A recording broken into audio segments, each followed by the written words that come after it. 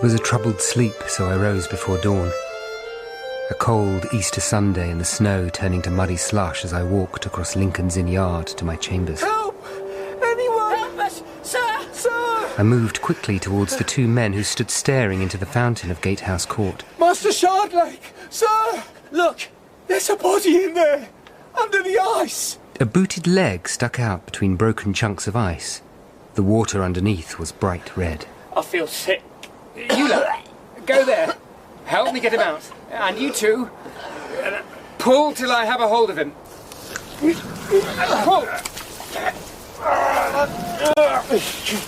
He laid the dead man on the slushy ground. His lawyer's robe had ridden up over his head, hiding his face. I took the hem of his robe and started to ease it away. Jesu, his throat's cut. No, not you. Master Shardlake, sir, are you all right? This is my friend Roger Elliot. Oh, my poor friend. Some days before, I made my way through the London streets. There were Bible men everywhere. The numbers increased each day, warning that the apocalypse was coming. There was talk, too, of a strange portent. 2 huge fish washed up by the Thames. Crowds crossed London Bridge in their hundreds to see them, fearing they were a sign of some terrible thing to come. Good morning, sir. Good morning, Barrack. The madwag's parents are here. Don't call him that. And get yourself a shave. When we go to court, the judge might call you out for disrespectful demeanour. What are the parents like? Working people, but they look like some of the busy Bible folk to me. They have their preacher with them. The boy, Adam Kite, was 17. Brought before the Privy Council for frantic and lewd behaviour at the preaching cross in St Paul's churchyard. Committed to the bedlam in the hope of a cure. No examination by a doctor or a jury of his state of health, and that was improper. You might be better off not getting involved in this, sir. You don't want to tangle with the Privy Council again. I'm only acting as a lawyer. Once these people get involved, you can't hide behind the law. You know that, sir. I am Samuel Nathan. This afflicted family are of my congregation. The tall, spare clergyman with iron-grey hair sat in between the dejected Daniel and Minnie Kite, who were dressed in sober black. The mother was close to tears. We are true Bible folk, however the sinful world may look upon us. Whatever you tell me of your beliefs will be held in confidence. I see you do not believe as we do. It is not my beliefs that are at issue. I note that God has seen fit to afflict you, sir, but he has done so only that you may turn to him for succour. I felt a flush of anger that this stranger should take it on himself to refer thus to my hunched back. But I was there to listen to the Kite's story. It was this. Until 6 months ago, their only child, Adam, was an apprentice in his father's stonemason's workshop out at Billingsgate. He was a hard worker and a faithful member of their church. But he'd started to pray fervently, dropping to his knees at any time of day, at work or in company, begging God to forgive him for his sins. He stopped eating. He started running away from the house to alleyways and corners where he could pray unhindered in the snow. And 10 days ago he'd disappeared, to be found on his knees before the preaching cross in St Paul's churchyard, begging God for a sign that he was saved. Certain he was damned, he screamed that the end of the world was coming and begged God and Jesus not to take him down to hell at the last judgment.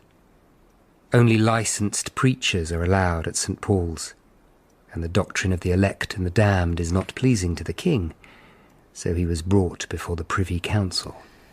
Adam was chained when he appeared before these 4 rich-robed men.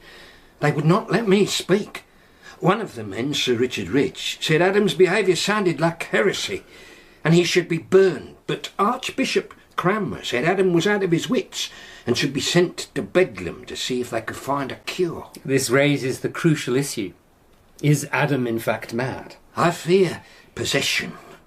I fear that a demon has hold of him and is urging him to mock God's mercy in public, and if that is so, then only by praying with him mightily, wrestling with the devil, can I save him. Before he ran away, I stayed for 2 whole days with him, fasting and praying, but I could not break through to him. He resisted me sorely. I must try again.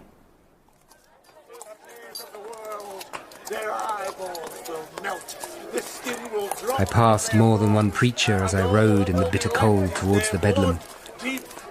These days I stayed away from church and confessions. One of my sins was a long-growing doubt whether God existed at all. Whoa, whoa. Still now, Genesis. Good horse. I removed my cap as a rich man's funeral train passed in front of me near Bishopsgate. Black horses, black carriages, and poor men dressed in black following behind. I guessed this must be the funeral of Lord Latimer, whose wife the king apparently coveted. A large carriage passed and a woman looked out, her striking face framed by a jet-black hood. The carriage rumbled past and Lady Catherine Parr disappeared from view.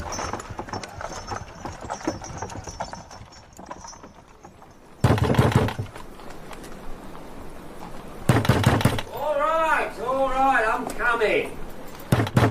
I'm coming! Open up, sir.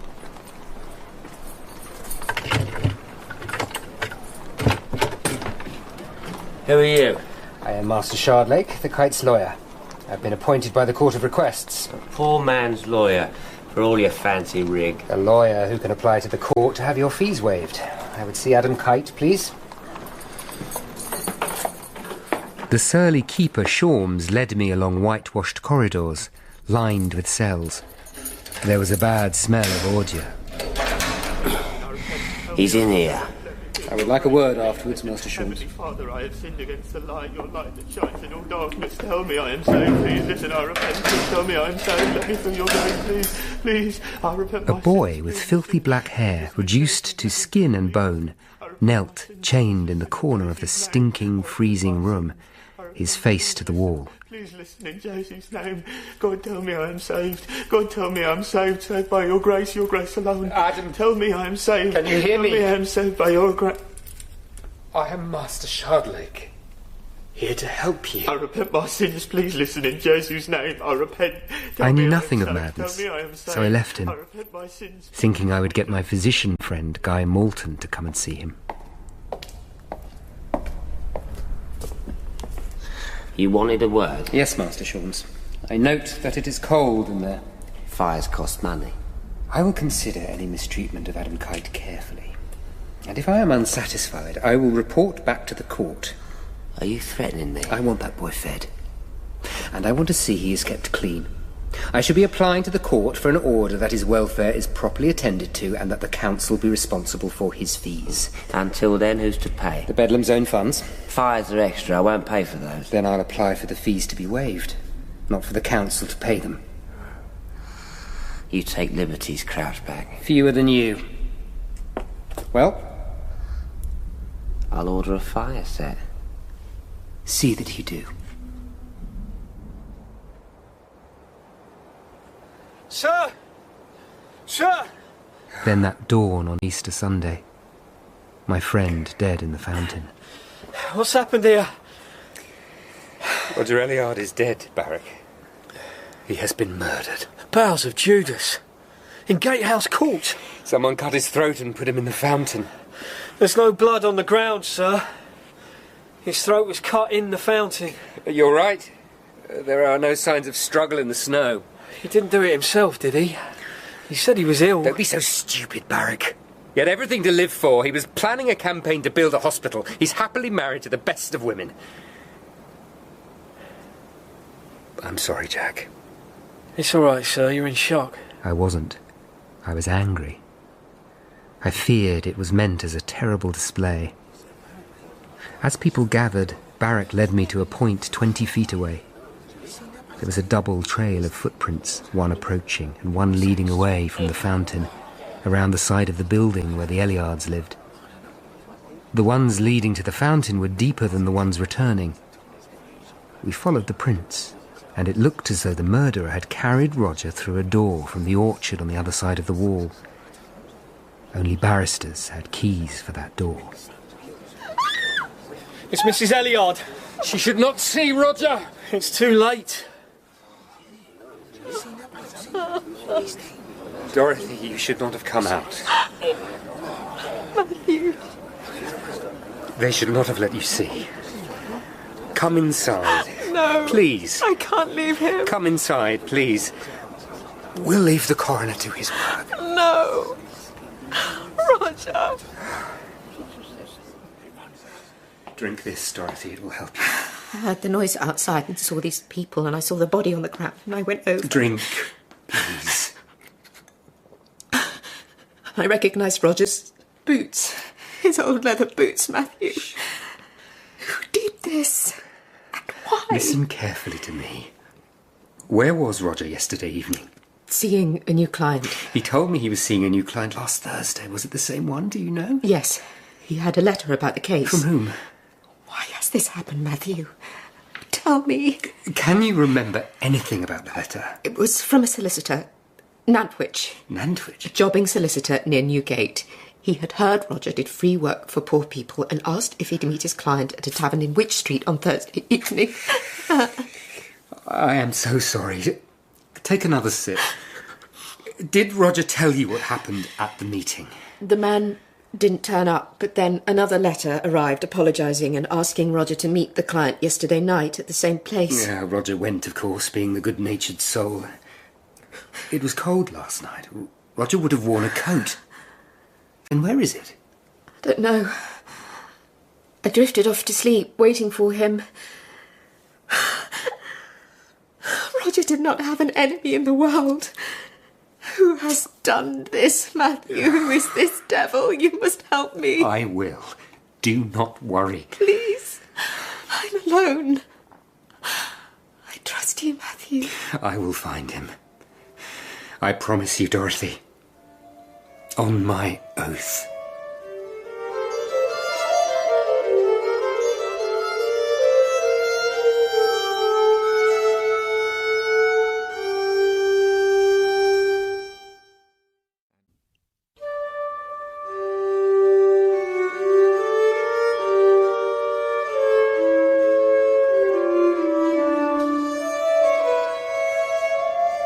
The Middlesex coroner, Archibald Brown, was a sour man.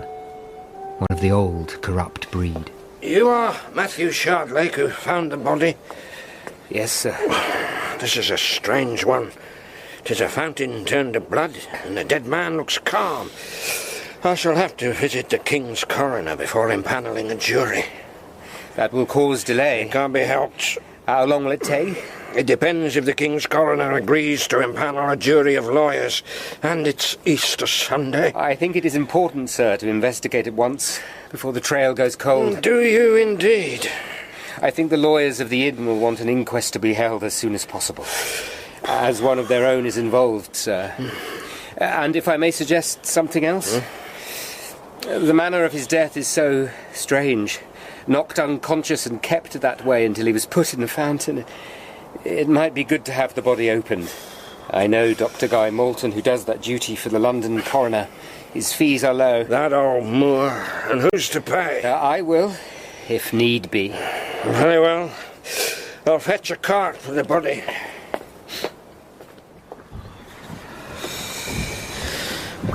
God's bones, it's cold on the river, sir. Barrack and I took a wherry towards Westminster. A busy day ahead. Poor men's pleas before the Master of Requests. I also wanted to get a date for Adam Kite's Bedlam application. They found Master Elliard's coat. There were no papers in it. I know that Nantwich lawyer won't exist, but I want you to ask around the Inns of Court about disaffected lawyers. Roger's body is at Guy's. I will go there this evening. These are terrible times, sir. Have you heard about the great fish? Yes, I have. They say they're as big as houses. Just bobbed up from under the ice. Some say they're the Leviathan, the great monster from the deep, a sign of the second coming. Maybe they are whales. Kind of giant fish that lives in the deep sea. Fishermen speak of... This isn't the deep sea. How is Tamison? That tenement of yours is very damp. I'd have moved if the baby had lived. But it didn't.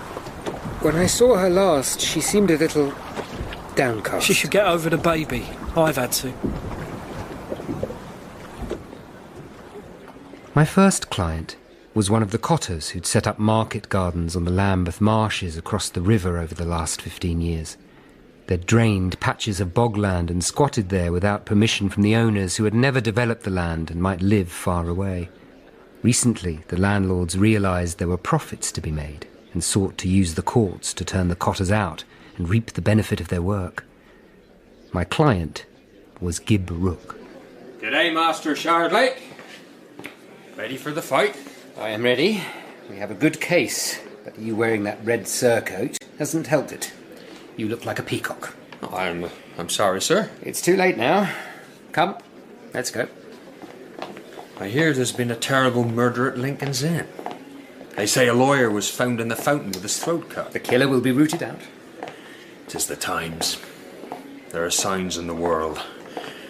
There have been some nasty killings lately. One of the Marsh Quarters was found murdered horribly in January. Court! The case didn't last long. Judge Ainsworth ruled in my favour. Now, Brother Shardlake, you have filed an application in the case of a boy sent to the Bedlam by the Privy Council. Yes, Your Honour. Do I have the jurisdiction to hear this? The issue, Your Honour, is that no inquiry has been made into the boy's state of mental health. I see. That should be done before a person is deprived of their freedom. I propose to get a doctor to examine him, sir. But in the meantime, if you will consent to hear the matter, there is also the issue of who should pay for the fees they charge in the Bedlam. The boy's parents are poor. Those at least I can deal with. Very well. The court will set an early date for a hearing. But, Master Shardlake, these are deep waters. Politics and madness. Yes, Your Honour. Tread carefully. For your client's sake, as well as your own. It was dark by the time I arrived at Guy's. The candlelight in the consulting room emphasised the lines in his face. Have you ever heard of dwale? No. It is a liquid compound of opium and vinegar and pig's bile, which induces unconsciousness. It's been used on and off for hundreds of years to render people unconscious before surgery. Then why have I never heard of it? That would save terrible pain. There is a severe problem with it. The correct dose is very hard to determine. It's easy to give the patient too much, and then the physician is left with a corpse. For that reason, few use it now. But I think Master Eliad's killer did. Let me show you. This is one of Roger's boots. It was dry from the leg that was sticking out of the water. See that stain on it here? I smelt it and then put my finger to it and tasted. Dwale has a distinctive taste. The first stage after it is taken is nearly always a sense of euphoria, then unconsciousness. That explains Roger's peaceful look. You said it is out of use now, so who would use it? Some of the unlicensed healers. And there was a tradition of its use in certain monasteries. Did the body tell you anything else? There was one thing. A lump on the back of Roger's head. I think he was knocked out, and when he came round, forced, somehow, to drink dwale. He passed out, and the killer brought him to Lincoln's Inn. Across the fields and through the orchard door. This brute must be very strong, but also an educated man. If he could fake a letter from a solicitor well enough to take Roger in. But why kill him that way? Guy gave his evidence before the inquest jury and the King's assistant coroner, Sir Gregory Harsnet. Roger's widow, Dorothy, brave woman, was there, her face ravaged in pain. Roger Eliad died from a massive loss of blood, not drowning. That means his throat was cut, then he was held over the fountain until he died, and was then thrown in. The coroner's court was supposed to be public, but this wasn't. The constables had turned people away from the courtroom, and the hearing was private. It was unheard of. Even the most skilled physician would find it hard to gauge the dose of the drug used. This killer has specialised knowledge. He may have, but that does not take us any further. In a case of savage vengeance such as this, I would expect there to be an obvious culprit, yet there seems to be none. With the delays necessitated by Easter, I find it hard to see how this murderer can be caught quickly. We must be realistic. I foresee a verdict of murder by person or persons unknown, and I fear that they may remain unknown. I was astonished. This was blatant leading of the jury. And we need more evidence. Therefore, I will not ask the jury to deliver a verdict now. The matter will be left open while I undertake an investigation myself. With the help of the jury, sir, as is normal. A coroner may investigate without a jury if he feels it appropriate, as I do here. Now sit down, sir. All of you here, note this well. I will not have the details of this case hawked around London. There is a royal order going out today banning the printing of any pamphlets on the subject. All of you here are ordered to keep these matters secret. Anyone who disobeys will be punished. This inquest is adjourned. It will be recalled when I have more evidence. Outside in the paved square, Coroner Harsnett was talking to a tall, strongly built man with a long copper-coloured beard. Brother Shardlake, I dare say you've come to ask why I adjourn the hearing? It seems you do not want the killer discovered. You mistake us there, lawyer. There is nothing in this world we want more. Who are you, sir? This is Sir Thomas Seymour, brother of the late Queen Jane. So what's your manners, churl? Then why? Because this matter has political implications. I was told you'd contest my decision by Archbishop Cranmer. I don't understand. Do you truly seek to find Master Eliard's killer above all else? I do. If you question my actions, my instructions were to bring you to Archbishop Cranmer. What is this about? Come, we have a wherry waiting to go to Lambeth Palace. Well, Matthew Shardlake, we meet once again on strange business. Thomas Cranmer, the Archbishop of Canterbury, looked strained and worried. In the room were Thomas Seymour, his brother, Lord Hertford, and Coroner Harsnett. How is the Court of Request? It flourishes, my lord. Can we trust a hunchback? Do not call him that. I am sorry, Matthew. In answer to your question, yes, I believe we can.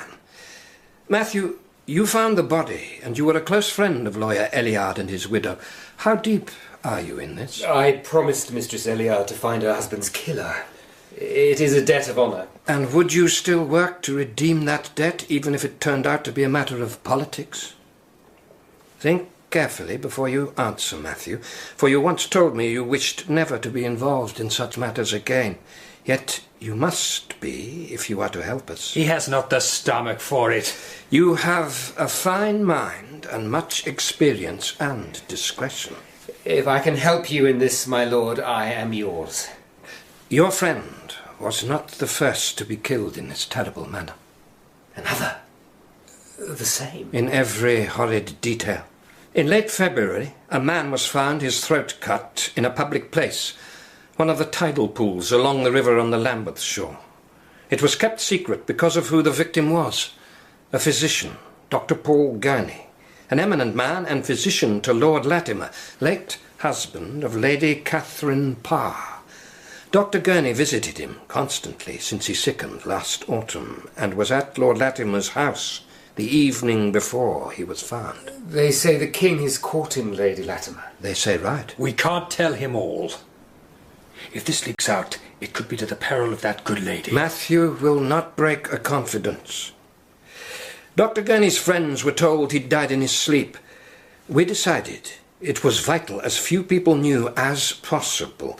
The king has long had an eye on the Lady Catherine.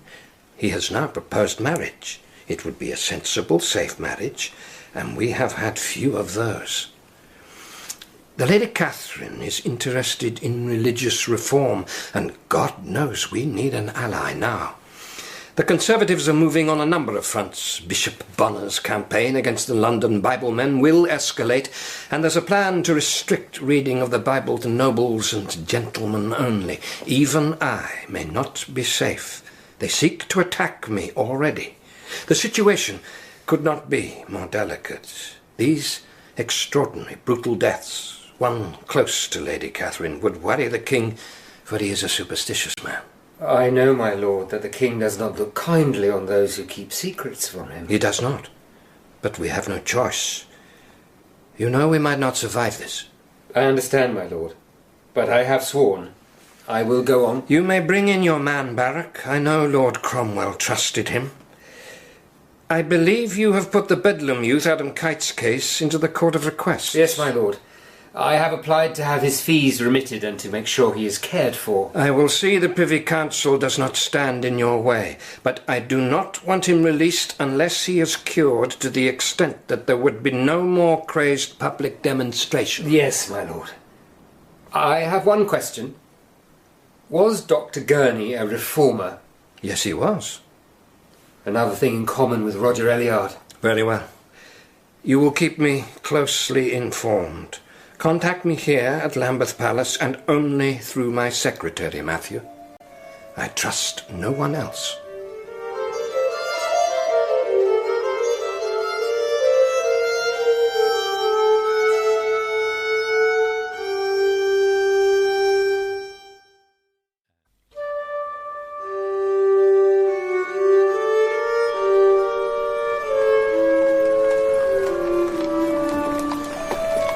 So we have two murders, sir, both similar. It appears so. And the involvement of Sir Thomas Seymour. He's dangerous. And there's talk he's interested in Catherine Parr. You don't need to be involved. You don't have to place yourself in danger. No, sir, I'll help. There's Coroner Harsnett. We crossed London Bridge and met Harsnett at the Southwark waterfront. He and I exchanged the lists we'd made of Roger Elliard's and Dr. Gurney's clients, patients and acquaintances, but no names matched. We walked along the south bank, and soon the houses gave way to wide marshes. High green reeds waving in the breeze among deep stagnant pools. Here and there patches of higher ground were cultivated, fields of vegetables laid out beside little mud and daub houses the cotters had built. Archbishop Cranmer speaks highly of you, Master Shardlake. He said that but for a treacherous servant, you might have saved Lord Cromwell from falling 3 years ago. That is kind of him. Though I prefer to avoid such matters these days. You do this for your friend, for honour. Well, that is a godly thing. There's little honour among the circles I move in at court. On the river, the wherries had begun work. White sails bobbing on the grey Thames. In the low mud banks we met Wheelows, an old labourer. He described finding Dr. Gurney's body on a snowy day at first light, in a tidal pool stained red. There'd been one set of large footprints. The doctor's throat had been cut, but Wheelows said there'd been a peaceful expression on the doctor's face. Remember now and keep your mouth shut about all of this, or I'll put you in Marshalsea prison. The old man bowed quickly to us, then clambered off through the mud. It's just like Roger Elliard, sir. Lured to a meeting, drugged and carried out here. That peaceful expression makes me think of Dwale again. The killing's identical, but what is it that links them? He must have timed it right at low tide. When the sea rose under the ice, the bloodied water would have leaked out and covered the shore and the pool. Water turned to blood. Don't look round. But there's someone watching. On that patch of higher ground, just for a second, I saw a head outlined against the sky. Are you sure? I'm going after him. That's all marsh. I'll risk that. Yeah, it may be deep water. Barrack plunged into the reeds and ploughed on towards a small knoll. Coroner Harsnett and I followed. God's blood, he's vanished. But where to? We should see him running. So he must have lain down somewhere in the reeds. They're perfect cover. Then we wait. No man could lie among those reeds for long. The water's freezing. Look at this! A pallet of straw. He's been lying here watching us. Then he knew we were coming. But how? I will not stir from this spot. He has to move sooner rather than later. You have your sword? I do. Oh, good. You go, Master Shardlake. You have an appointment at Bedlam. Barrack and I can deal with this. In my other case, at the Bedlam, Guy was waiting. As we went in to see Adam Kite, it seemed to me that I had left the world of normal behaviour and normal passions and entered a strange and terrifying new country. God, please tell me I am saved by your grace and your grace alone. The room smelt better. A small fire burned, and there were fresh rushes on the floor, and Adam wore clean clothes. But he remained the same. The creature of skin and bone crouched in a corner. Tell me I'm saved. I listen for you. Guy crouched down beside Adam and looked into his eyes, which widened for a moment as he registered Guy's unusual colour. But then he turned his head away and began praying again. Listen for your word. Hear my prayer. I beseech you, God. Adam. Please tell me why I am saved. Why do you believe God has abandoned you? No. If I pray, abase myself before him, he will show me I am saved. Will you not rise? No? All right. The poor old man will just have to crouch. Who are you? I am a doctor. I want to find out why you think God has abandoned you. He has not. But he will not give you the assurance you are saved? Not yet. I have read the Bible and I pray. I pray, but its assurance will not come. That is hard. Reverend Mayphon prayed with me for days, but I only fainted. You pray so hard. Would you hear God if he answered you? How could I not hear him? Because your fear is so strong. It drowns everything. Is it hell you fear? The eternal burning. Well, for the pains I will suffer. As we left, Guy asked one of the keepers to make sure Adam was kept clean and fed, even if he struggled. We found a tavern nearby. There was a flicker of surprise at my colour. That gives me hope, Matthew. That, and getting him to talk, because it shows that he can be distracted from praying. But he is suffering as much despair as anyone I have seen. He feels he is unworthy of God's love. He's a self-hater, and there have been people who believe they are unlovable since the world began. We must fight such notions with reason. If it were only so simple. Our minds are ruled by passions more than reason, and sometimes they run out of control. And why? Sometimes we learn to hate ourselves from early on. What are Adam's parents like? They are good folk, but under the sway of their canting minister Mayphon. I should like to meet them. You've worked with a man before. I did not know that. It was part of the infirmarian's duties at the monastery. And diseases of the mind have always interested me. Wonder whether Roger's killer may be suffering some form of madness. It is possible. Unless Master Eliard gave someone cause to take such terrible revenge. That is impossible. You said some of the monastic infirmarians used dwale. Do you know of any infirmarians in London who might have? You are thinking of those monks who were driven out of their wits when they were thrown out of the monasteries? Yes. Then I should tell you that the use of dwale was mainly restricted to the Benedictines. And the only Benedictine foundation that had an infirmary in London was Westminster Abbey. But its use is not a secret. How is Mistress Eliard? Bereft. You are fond of her? She has always been my friend. I have known her for a long time. A woman of courage, I think. Yes, she is. Guy, I have to go. Will you give evidence to the court hearing next week as to Adam's state of mind? I will. May I bring my apprentice Piers? I'm thinking of sponsoring him to study as a physician. I said yes, and realised to my shame that I was jealous. For a long time I had been Guy's only friend. It was strange, sir. We waited for hours in the reeds and the rain, but he got away. Harsnett said it was as though the man was spirited away by the devil. How far's this house? Gib Rook, the cotter, had agreed to meet and tell us about the killing of his neighbour in Lambeth in January. On the far side of Southwark village, we rode along a path past a church which stood on the edge of the marshes. We followed a wide, twisting track through the reed beds, which eventually led us to the cotter's dwellings. Gib Rook was working in his vegetable patch. He took us into his mud and daub cottage. The murdered man was Wilf Tupholme. They're after her that he lived with. A bankside whore, Welsh Elizabeth. Are they sure she did it? Well, they issued a warrant against her. They were living together, but always drinking and fighting. He turfed her out in December, then he was found dead a month later. What kind of man was he? Surly and bad-tempered. You'd only see him at market. A couple of years ago, he became a hot gospeler, telling everyone the end time was nigh. Plagues and earthquakes and Jesus coming to judge us all. Can you tell me how he died? He was found on the floor of his cottage, tied up and gagged. Someone had cut it badly all over. His thigh had a great sore on it, all black and crawling with maggots.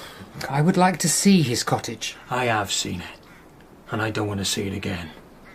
But I can fetch you a key.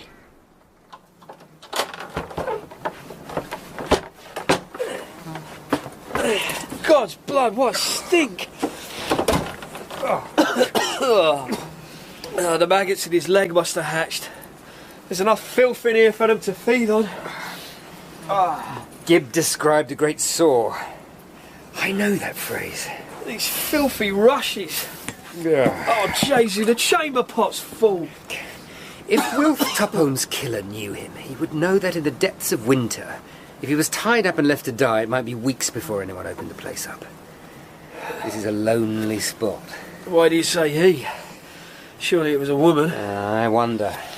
He was overpowered, perhaps knocked out, and then all this horror done to him. A drunken whore would be more likely to knock him on the head. She wanted to ensure a slow death. And if it wasn't her? Say someone who kills skillfully, carefully, to make an evil spectacle. Jesu, how he must have suffered. This has nothing in common with the others. He's so filthy, all these rags on the floor. What's that there? This. It's a pilgrim badge. From St. Edward the Confessor's shrine at Westminster. That's an odd thing for a hot gospeler to have. Maybe one of the constables drops it when they cleared the body out. Unlikely. People don't wear pilgrim badges these days, in case they're taken for papists. But someone dropped it here. Poor troll. I wonder if he repented of his fornication as he lay watching the maggots eat his leg. Why did you say that? It just came into my head, I don't know. Repent of his fornication. Come. Well, we must go. Where to? Church.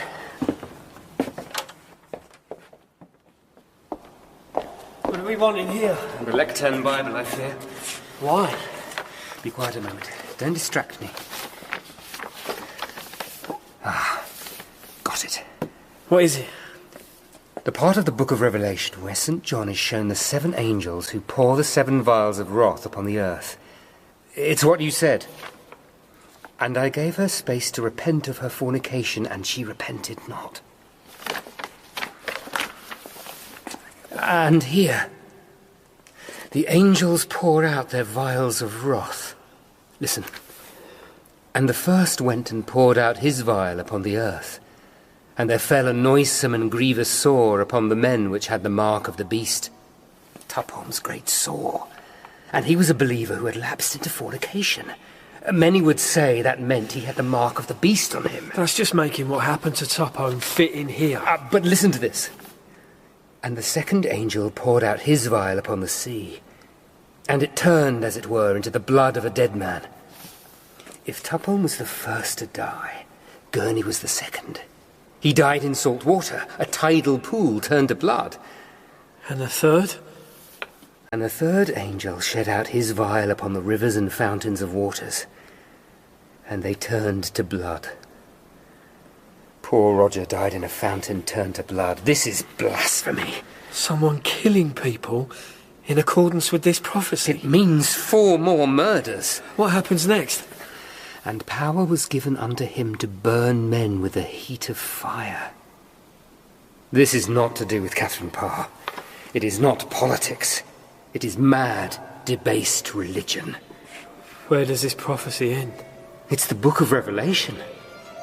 It ends with the destruction of the world.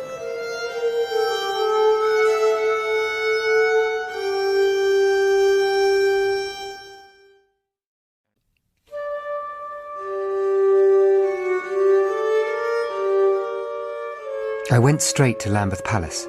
Facing me were 4 powerful men, Lord Hertford, Sir Thomas Seymour, Coroner Harsnet, and Archbishop Cranmer himself. A third murder? And if I am right, my lord, there are 4 more deaths to come. Well, tell me all, Matthew. I described how I had learned of the Cotter Tupholme's death, and how the manner of it had led me to connect it with the Book of Revelation. I've never heard such a tale. The crookback's mind is addled. Sir Thomas, in my office and elsewhere, you will show respect for Master Shardlake. These deaths fit exactly with Revelation 16, even to their sequence. And in these times when every apprentice believes himself an authority on Scripture, a man who was mad and vicious enough could believe he was inspired to fulfill the prophecy. For Revelation is, above all, what must come to pass. We may take a little comfort, my lord. Comfort, Lord Hertford? If the killer's purpose is to fulfill these prophecies, it is not aimed at the proposed marriage between the king and Lady Catherine Parr. The king would still be horrified beyond measure if he knew. I think he too might see the killer inspired by the devil and run away from any possible involvement with the Lady Catherine. He is so superstitious. My lord, we must find out if this Tupholme had any connection with Roger Elliard and Dr. Gurney. He was a cotter, a nobody, and the others were gentlemen. Tupholme and Roger had both held radical reformist views, though in different ways both had abandoned them. Was that also true of Dr. Gurney? Yes, he had once been very radical, but recently he had become disillusioned. Radicals of all classes do meet in their private prayer groups, or when they attend church outside their parishes. Matthew, the danger to me, to everyone in this room, grows by the hour. Some of my staff are still being questioned for heresy, though they will find nothing, for they are not heretics. This is a gift to Bishop Bonner's cause. Someone murdering backsliding radicals in London. I found one clue at the scene of Tupholme's murder. A pilgrim badge from Westminster Abbey. And there may be another connection to the old religion. Dwale was used to subdue at least 2 of the victims. According to my friend Dr. Moulton, the only certain place Dwale has been used in recent years is in the infirmaries of Benedictine monasteries. My lord, I would like to search among the Council of Augmentation's records to see what became of London's Benedictine infirmarians. Do it, Matthew. And Coroner Harsnett, I want you to find out whether the Cotter had any links with the first 2 victims. There is one more thing, my lord. I would like to take Dr. Moulton into my confidence. I believe he could assist us. You may tell him. But for everyone in this room, remember, no word of this must come near the king. I sent Barrack to the Court of Augmentation's office, and I rode to Guy's. I had the uneasy feeling that I was being followed. I turned quickly in the saddle, but could see no one in the narrow street. You think the killer is a Benedictine infirmarian because of this pilgrim badge and the Dwale? I think it is possible. The other day you and I spoke of madness. Coroner Harsnett thinks the killer is possessed, believes that someone who is mad could not organise these murders so carefully. What do you think? Possession is an easy cry to raise against the inexplicable. There is obsession, a type of madness. It can take many forms. Love is the commonest, and if a life can be dominated by fierce, twisted love, it may equally be ruled by fierce, twisted hate. Before I was born, there was a case in France that curdled the blood. The Marshal Gilles de Rais, a knight and landowner who abducted and murdered children in the most terrible and cruel manner. At his trial, he said he committed his crimes purely because they pleased him. Dear God. I think there have been more monsters like this creature than we know. Someone brutally killing people for no reason. But most killers who are caught are impulsive and stupid. Whereas this one plans. Obsessive as a lover. Careful, meticulous and patient. He puts his whole self into his terrible work. The expression perhaps of a limitless rage. As Guy spoke, I saw the door behind him was open, just a crack. Something glinted there, another eye staring back at me. Guy turned, jumped up and threw open the door. His apprentice Piers stood there, a large bowl in his hands. What are you doing? Were you listening to our talk? I am sorry, Master. I heard you talking and was uncertain whether to knock. Is this how you repay me? You must learn to curb your curiosity. The keeping of confidences is part of our trade. I am sorry, Master. I will go. Wait there. Your master and I were discussing a matter of state. If you breathe one word of what you hear outside these walls, you will go to the tower. And it will be me that sends you there. Now you may leave. I will make sure he keeps quiet. In the gathering gloom, I rode back to my chambers. Guy's story of Marshal Gilles de Rais made me uneasy. I was tethering Genesis in the dusk. Sir, help me! Tamsin? Oh, God, please! Dear Jesus, who's done this to you? I came to find Jack. Her face was puffy and swollen, one eye nearly shut, and her dress torn. All the way here, I thought someone was behind me. Come inside. He leaped on me and pulled me down and beat me. Who? Did you see him? No. His voice is harsh. He says he knows you and Jack are hunting him. I got the gatekeeper to fetch Barrack and Guy. They arrived within half an hour. Guy tended to Tamisin's bruised face. She'd lost half a tooth, and said he feared she had cracked a rib. Jack and I argued, and he went out again. I could not stand being in the house alone. I felt someone was outside. I had to leave. Who did this? The imaginary man outside our door. My fancy, my phantasm. Easy, Tamsin. You've been hurt.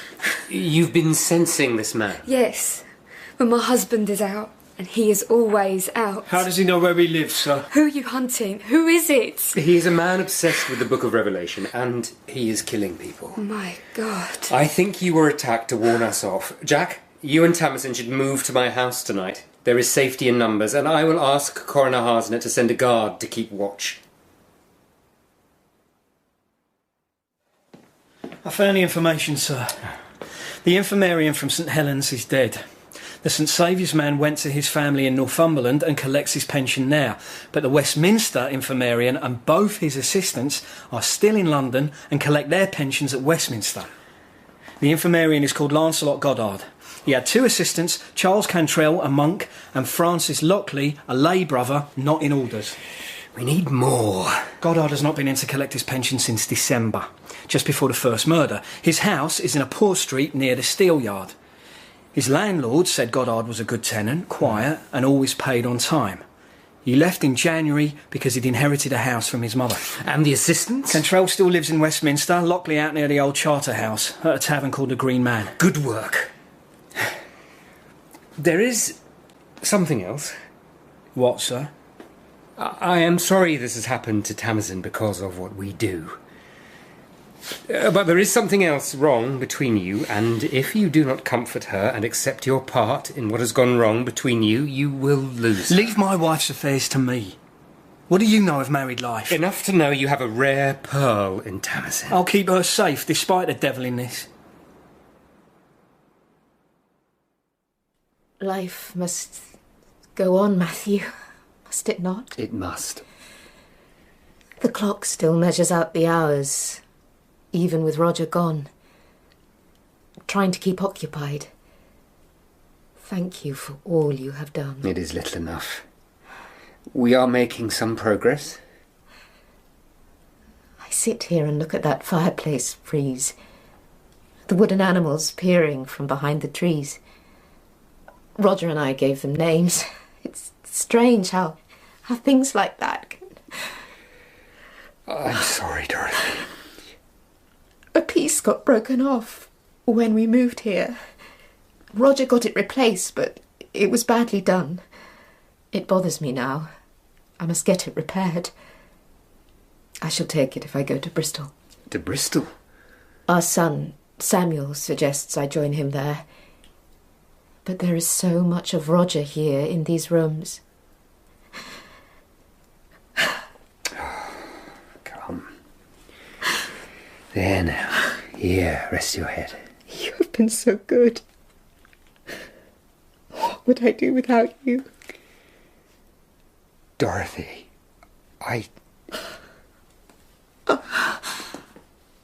I'm not myself. I am suddenly tired. Would you mind if I went to bed now? Of course not.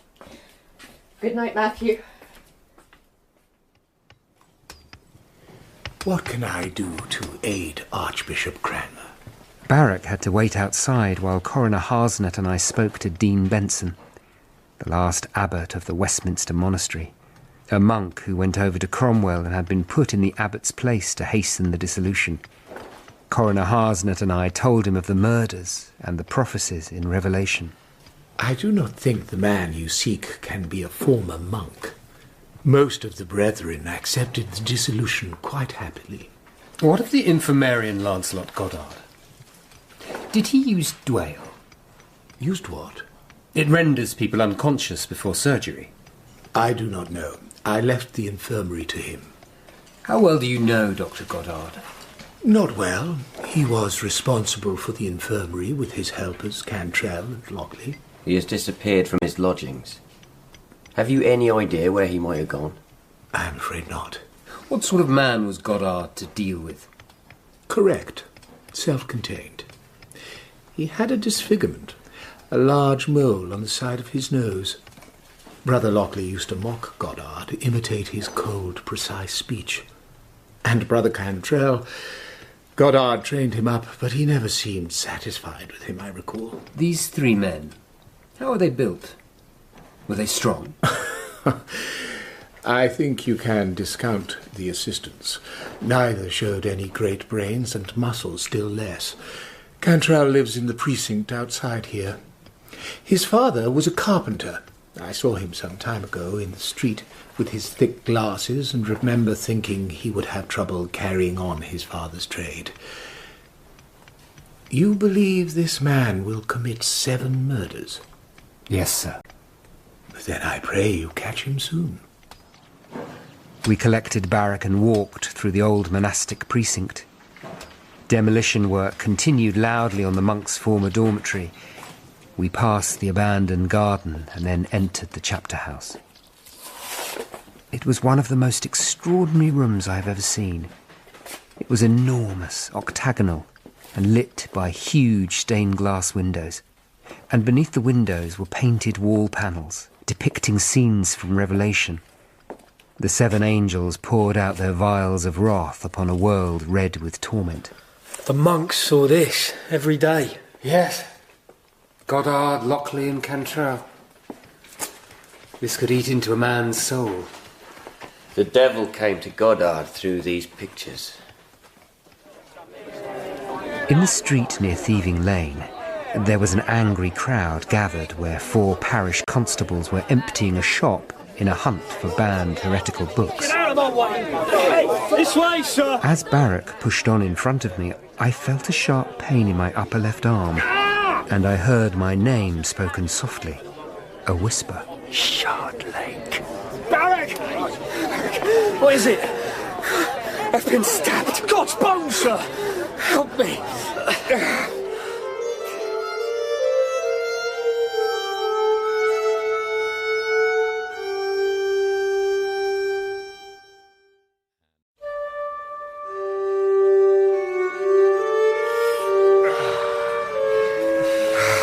Where are you stabbed?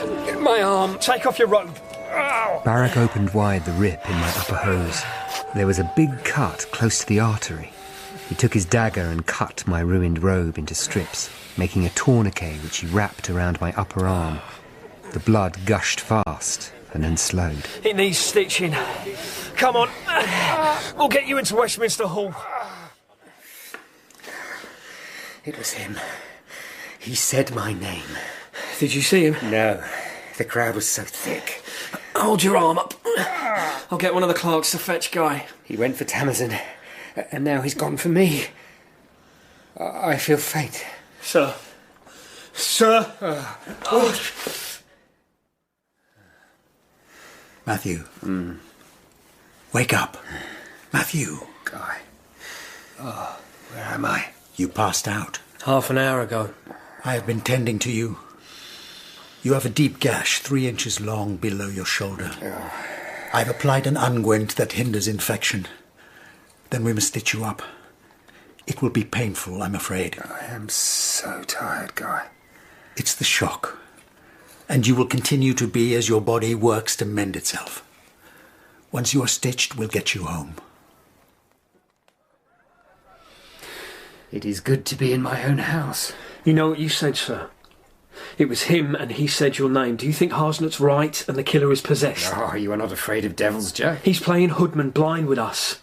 Attacking Tamacin and now you, and each time vanishing like some spirit of the air. How does he follow us around without being seen? I don't know. While we hunt him, he hunts us. How did he know we were at Westminster today? Someone could be helping him. Telling him our movements. Thomas Seymour? No. Seymour wants him caught. But someone helping him makes more sense to me than the devil giving him superhuman powers. He is taunting us. When we find him, I will kill him. We need him alive. How is Tamacin? Sleeping. She needs to rest. Guy is sending her to a tooth drawer. Master Shardlake! He struck again. He hadn't, but Adam Kite had escaped from the bedlam and got himself on top of London Wall, where he was calling on the crowds to repent. I feared this time they'd burn him. I sent Barrack to fetch Guy, and despite his protests, hurried the 1.5 miles through the throng to Bishopsgate. He nearly lost his footing, sending a large stone from the wall. Adam's vicar, the Reverend Mayphon, pushed his way through the crowd towards me, along with a thin old cleric with a beaky nose. Master Shardlake! He has to be got down instantly. If he is taken, the two of us here will be questioned. The two of you? The Reverend Yarrington's church neighbours mine. Our congregations are at risk. Have you tried speaking to Adam? I have ordered him down, but he won't listen. Our true faith is under threat as never before. He should have been kept shut away and secure with someone to pray with him all this time. He manages enough prayers by himself. Do something. I fear the Bishop of London will descend. Bow down to God. Adam! Please come down! Give us a miracle, Jesus! Cure the hunchback's arm! Stand back! Back! Don't stand back! Make way for Bishop Bonner! Suddenly he was in front of us, surrounded by his pike-carrying guards. Bishop Bonner of London. Cease that blasphemy now! Who are you, lawyer? Are you of his family? And you? Oh, I know you, sir. You are Mayphon, the heretic. My men will get this blasphemer down, and if he falls, it'll be no loss. Look! 3 figures had stepped through an upper window of the gatehouse onto the wall. Guy, with his assistant Piers, and Barrack. Come, Adam. Remember me. Why are you doing this? To bring others to God. It will prove I am saved. But not all who are saved can be messengers to the world. See, look at these people below. You are not strong enough to convert that heathen crowd. It is no shame. Adam sank slowly to his knees and began to weep. Some lumps of old mortar pattered down onto the crowd. Guy, with Barrack and Piers, led him back slowly along the wall. In the street, Bonner was enraged. What were you doing? Answer me, boy preacher, or you will find yourself in the fire like the others. Sir, he is mad. The Privy Council sent him to the bedlam. This is that boy. Well, the Privy Council was wrong. He is mad, sir. This man here, Guy Moulton, is his doctor. He will certify it. I have been unhappy with the boy's security, his care at the bedlam. The matter is before the Court of Requests. So you are Dr. Moulton, the ex-monk? Yes, my lord. Why are you working with these heretics? The Privy Council decided he was mad, my lord, not a heretic. I believe and hope he may be cured, brought to his right thinking. Very well. But I shall keep myself informed on his progress, and you, lawyer, make sure he is locked up. Am I safe in here? Yes, Adam. You are safe. We placed him in his cell at the bedlam. I questioned one of the underkeepers, who told me, reluctantly, that the keeper of the bedlam, Master Shawms, had unchained Adam and then left the building. In effect, he'd wanted Adam to escape and be arrested and dealt with as a heretic. Good evening, Master Lawyer. And how is your charge? He got out, as you planned, Keeper Shorms. I deny it. But we got him back safe. I did nothing. Yet even if I did, lawyer, what would you do about it? Raise it with Archbishop Cranmer. What is Cranmer to you? I'm the Archbishop's man, and if anything happens again, I will report you to him. Do you understand? Yes, sir. That evening, Guy soothed Adam in a manner I had never witnessed before. He knelt down, looked close in his face, eye to eye, and urged him gently but with quiet power to rest. And within moments, Adam fell asleep.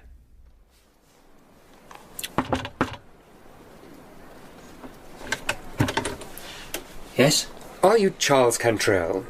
Aye. I'm here on behalf of the King's Coroner. May we come in? If you like. The house was in poor repair and had a sour, unwashed smell. Cantrell was a gaunt young man in his late 20s. His face was thin, and he wore wood-framed spectacles with thick glass. What do you want, sir? You were an assistant in the monks' infirmary at Westminster before the dissolution. We are seeking information on your master, Dr. Goddard. Is he dead? No, but he needs to be traced. Do you know where he is? No. He treated me like a louse. How came you to work for him in the infirmary? My father got me in. He did carpentry for the Abbey.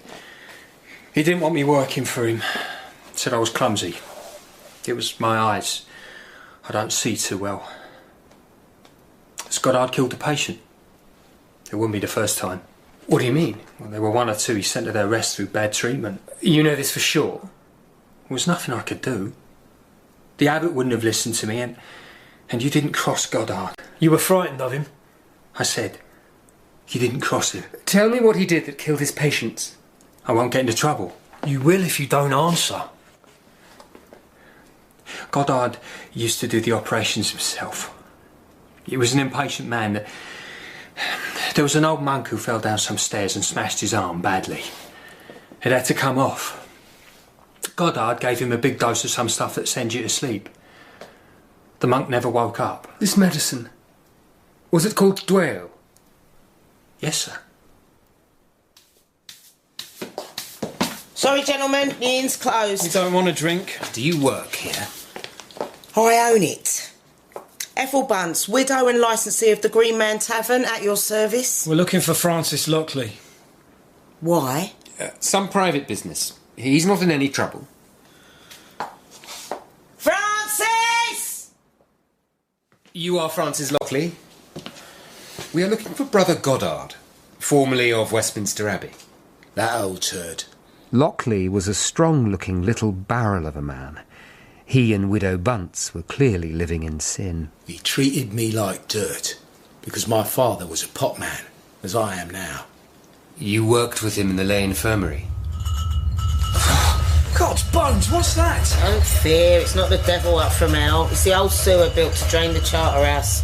It runs under the cellar. We have spoken to young Master Cantrell and with the Dean. What did they have to say? It's confidential. Have you any idea where Dr. Goddard is now? Well, I haven't seen him since the day we all left the Abbey, nor wanted to. Why are you seeking him? We are investigating a death. Do you know anything about Dr. Goddard using a drug called Dwale? Well, I knew he used something to make his patients sleep. Is that all? He's hiding something. We both saw his hand clench when you mentioned Dwale. He might be protecting Goddard in some way. I might have forced it out of him. That's Coroner Harsnet's job. The earth is the Lord's, and the My friend Roger Elliard was laid to earth in a peaceful corner of Old St Bride's churchyard. Dorothy was pale and held herself tightly. Barrack and I left immediately after to go and meet Coroner Harsnet. St Agatha's Church was the Reverend Yarrington's, the Reverend Mayfan's friend. It stood in a lane leading down from Thames Street to the waterfront. It was reopening with a new steeple after the previous one collapsed in a storm 2 years before. It was nearly dusk. At the bottom of the lane, the grey river flowed. The wherries on the river were just lighting their lamps. In the churchyard, There was a small boar roasting on a spit. I told the coroner about our interviews with Cantrell and Lockley. I am convinced of two things. Goddard is our man, and he is possessed. Sir, can you smell that? Oh, yes. It's like bad fish. It must be coming from the river. The church is on fire! Through one of the windows, a flickering light could be seen. Someone tried the church door. It's locked! Break it down! Here, let me.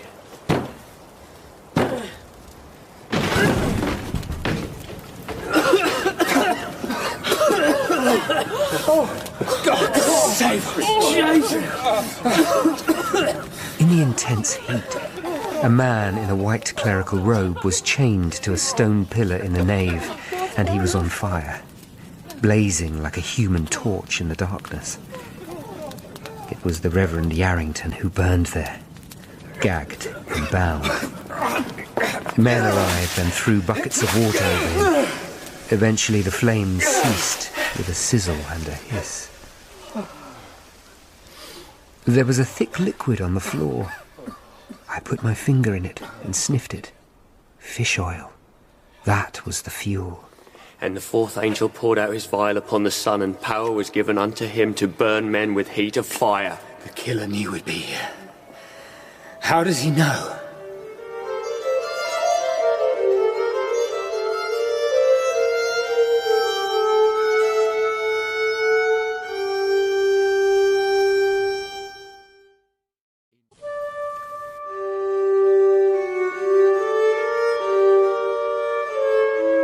Out of evil chaos, I tried to create order. In Archbishop Cranmer's office, I began to write. They gathered round me. Coroner Harsnet, Sir Thomas Seymour, Lord Hertford, and Archbishop Cranmer himself. You have sworn Yarrington's congregation to silence, Coroner Harsnet? I have, my lord. Again, there will be no public inquest. Poor Yarrington. I pray that after his terrible sufferings, he is now in heaven. What do you have, Matthew? What has passed and what is to come. Vial 1, an infected sore. Tupon the Cotter, radical reformer turned sinner. January. May have been killed December. Vial 2, death in salt water. Dr. Gurney, radical reformer turned moderate. February the 20th. Vial 3, death in fresh water. Roger Elliard. Lawyer, radical reformer turned moderate. March the 25th. Vial 4, death by fire. Reverend Yarrington, cleric, radical reformer. April the 3rd. To come. Vial 5, death in darkness and great pain. Vial 6, river dries up. Vial 7, great earthquake. He is speeding up. I think the killer did the same with Yarrington as he did with Dr. Gurney and Master Elliard. Drugged him with Dwale, and then murdered him, wickedly. It has to be Goddard. And Dean Benson and Lockley are hiding something about him. With your permission, my lord, I will bring them in and subject them to hard questioning. No, Coroner Harsnet. With the atmosphere as it is now, we cannot just pluck people off the streets of London. And we are not sure it is Goddard, my lord, not yet. Sir Thomas does not like Lady Catherine Parr being so close at Charterhouse to Lockley, who may be involved with these murders, but she doesn't fit the pattern of his victims. Matthew, the boy Adam Kite in the bedlam you are acting for, Yarrington's neighbour, Reverend Mayfon, is his parish priest, is he not? He is, my lord. Make sure that the boy is kept safe, out of sight. I want you and Coroner Harsnet to go to Yarrington's house. Take 2 of my guards. Find out what you can. Matthew, I would see you alone for a minute. This terrible matter affects us both. A man who kills again and again and finds delight in it. I have never seen such wickedness, my lord. Can you bear this? Yes, my lord. I have sworn to avenge my friend. I will hold to that. I will find courage. Then so must I. As Catherine Parr must be persuaded to yield and marry the king. She will be in danger. That is what we must all face. For the sake of Jesus' truth. He endured the worst horror of all. For us. Who are you, sirs? What do you want? It's all right, lad. We come on Archbishop Cranmer's business. Who are you? I'm Timothy.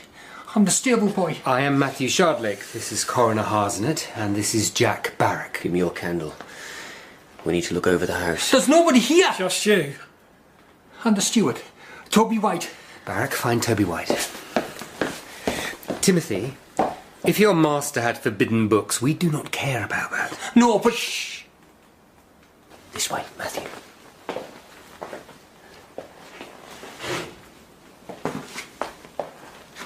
I heard someone. Across there. That door.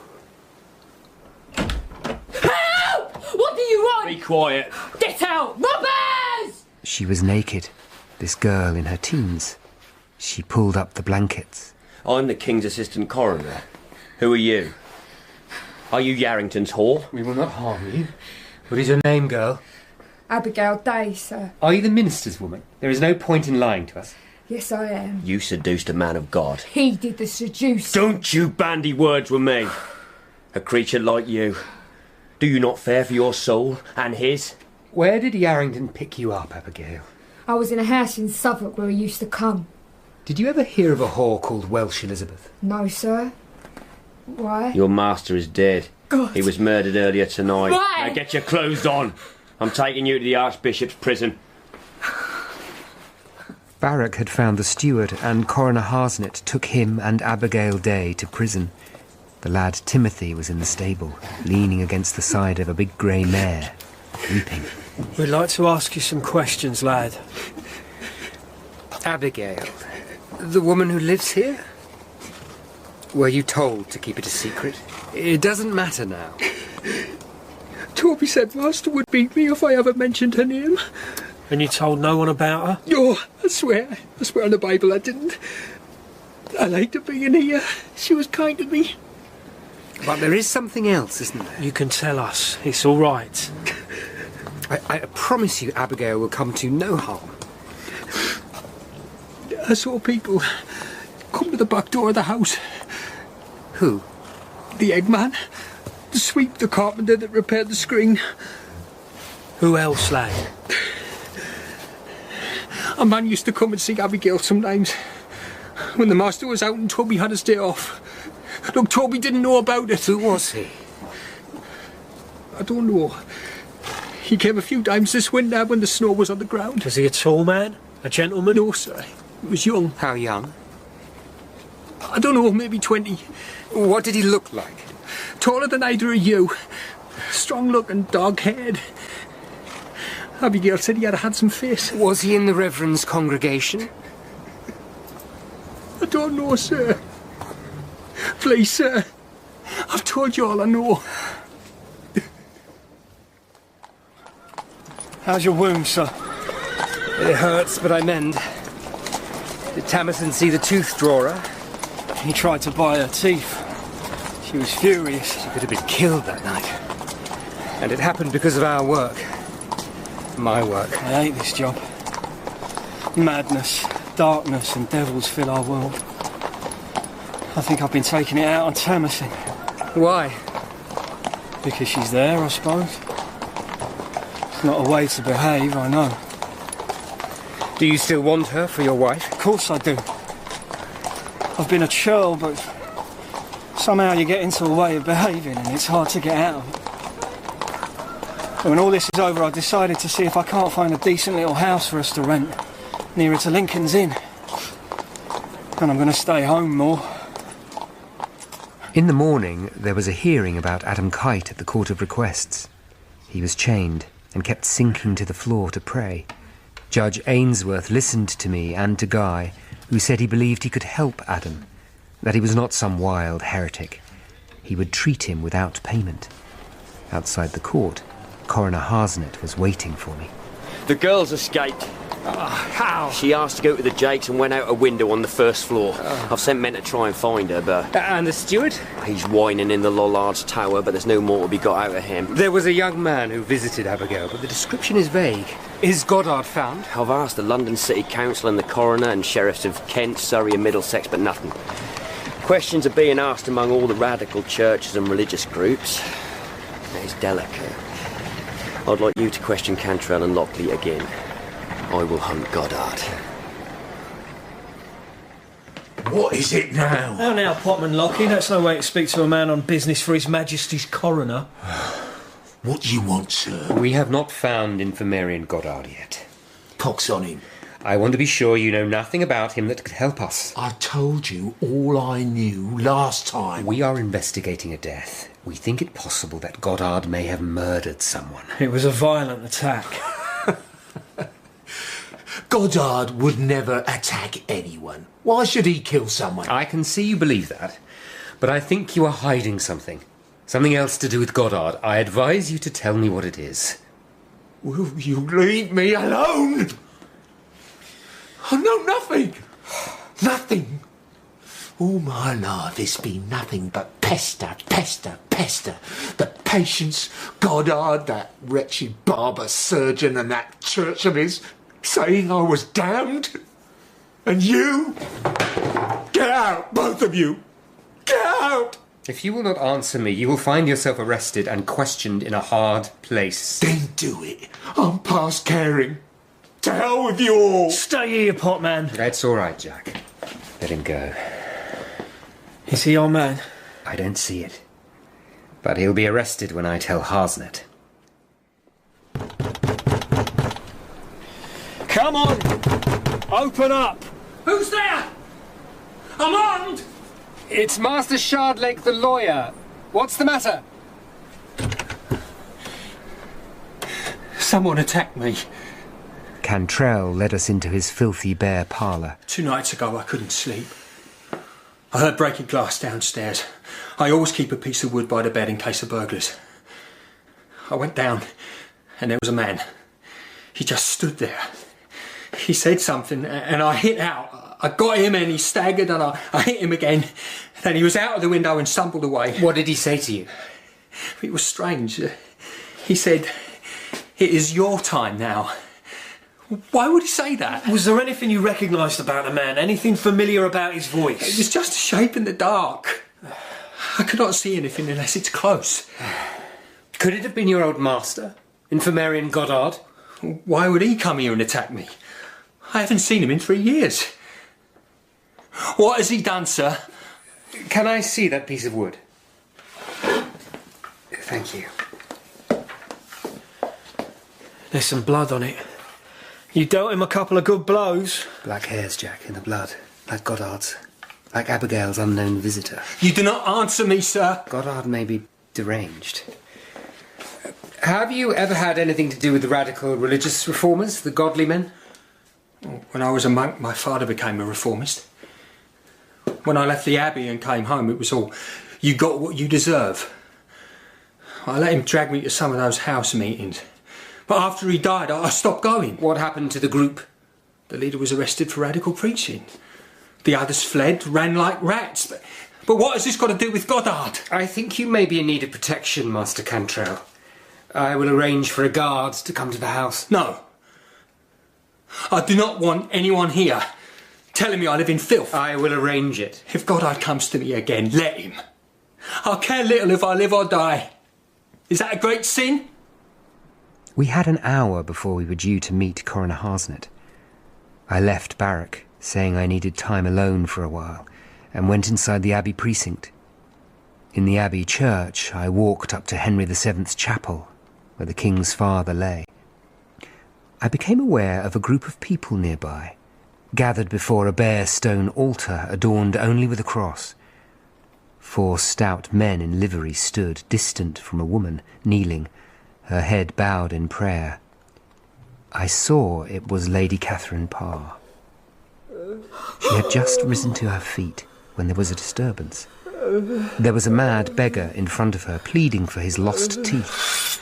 Then a figure stepped from the shadows with his sword drawn. Sir Thomas Seymour. You're safe, my lady. I'm here. Go on, mad wag. Go! Out of here! Go now! I know you told me to stay away. You said I must not try and see you because it's cruel, but a servant in your household said you'd be coming to the Abbey today. I wanted merely to see you, to watch you from a distance. Master Shardlake, step out. It's all right, my lady. The crookback will say nothing. I know him. You'll not say anything, will you? Not to my brother or Cranmer? No, sir. Why should I wish to be involved? Well judged, crookback.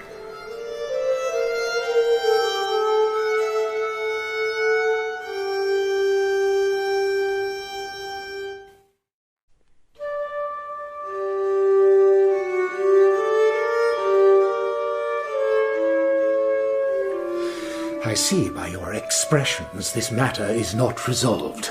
Dean Benson sat at his desk, his plump face irritable.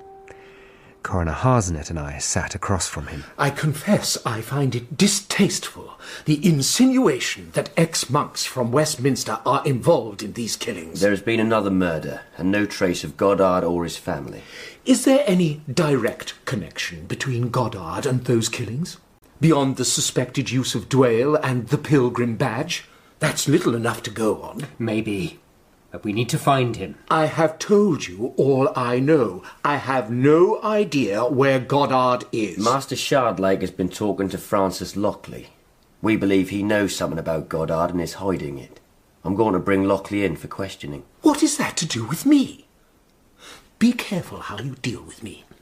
I have the gratitude of the King himself for the way I brought Westminster Abbey to a peaceful surrender. We are hunting a killer. Someone who has brutally murdered 4 people and already tried to murder a 5th. And I tell you again, it has nothing to do with the Abbey. God's bones, man. I knew Goddard. I used to talk to him. He was one of the few monks in this place with any intelligent conversation. The idea of Goddard killing people to fulfill some prophecy in Revelation is ludicrous. I know who you are, Master Shardlake. I remember now. You are the lawyer the king mocked at York 2 years ago. He called you a bent spider. You are no man of God, sir. I am a realist. Do you know the king intends to be buried here? So be warned. He will be angry if you make a scandal. Now, good day. Do you believe him? I think he's hiding something. Perhaps he thinks himself safe because of his powerful contacts. The killer has the devil inside him. He seems invisible and untouchable. He failed with Cantrell. Would the devil have allowed that? I know you don't believe the killer is possessed. But how else can you explain someone doing such evil things for no possible personal gain? I think he has an insane compulsion to kill. He would not be the first. Well, tell me how and why he is mad. I cannot. But there have been similar cases in the past. But they are just surely further examples of possession. Perhaps there will never be an explanation for men such as these. Surely possession is an explanation. I have watched you with interest this past week, Matthew. You are clever and a moral man. Thank you. But a moral man should surely not lack faith. Forgive me, but do you not think the state of your back makes you bitter and resistant to God? I was a hunchback when I was a man of faith. If I am a doubter now, it is because for 10 years I have seen men on both sides who talk of the glory of God, yet harry and persecute and kill their fellow men. By their fruits shall you know them. Is not that what the Bible says? The Bible says the end time is coming, Matthew. And I believe it. I see the signs. There is no time for half measures. Tamsin, what's happened? Nothing. You've been crying. Is it Jack? He came back drunk an hour ago. Crashed into our room and gave me foul language when I asked him what was wrong. I will not stand for more of this. Then I will see him. I will not have him drunk in this house. Don't even start. I'll start where I like in my own house. I thought you were going to make things up with Tamsin. It's none of your business. It is my business if you upset her. You never used to get drunk like this. Why now? Well, I am sick of this business. Sick to the heart. He could strike again tonight and we have nothing but bits and pieces of information. I feel the same. But you have no right to take it out on Tamsin. I didn't. She doesn't know when to let me alone. You could have Told her what ails you? What? Tell her the man that attacked her is still free? We know nothing and we're waiting for him to kill again? I hate being so powerless. You should sleep this off. And when you wake up, apologise to Tamsin, or you will lose her. Maybe one of Harsnet's devils has entered me. Aye, from out of a bottle.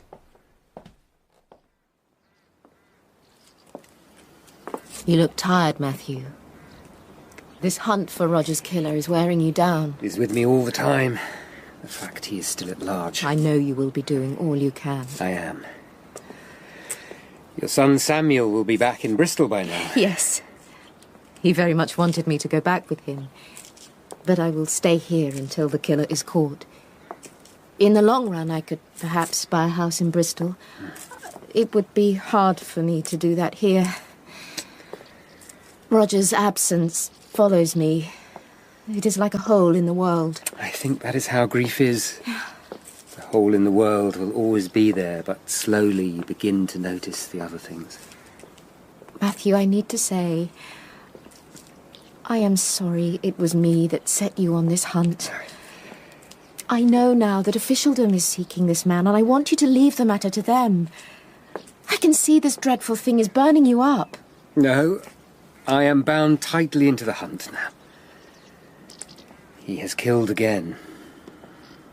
No. You are right. The horror eats into me, but I have to see it through now. We will catch him. You have much courage, Matthew, to do this hateful work. Do you remember when we first met? 20 years ago. That business of Master Thornley's paper. I cannot believe it is 20 years.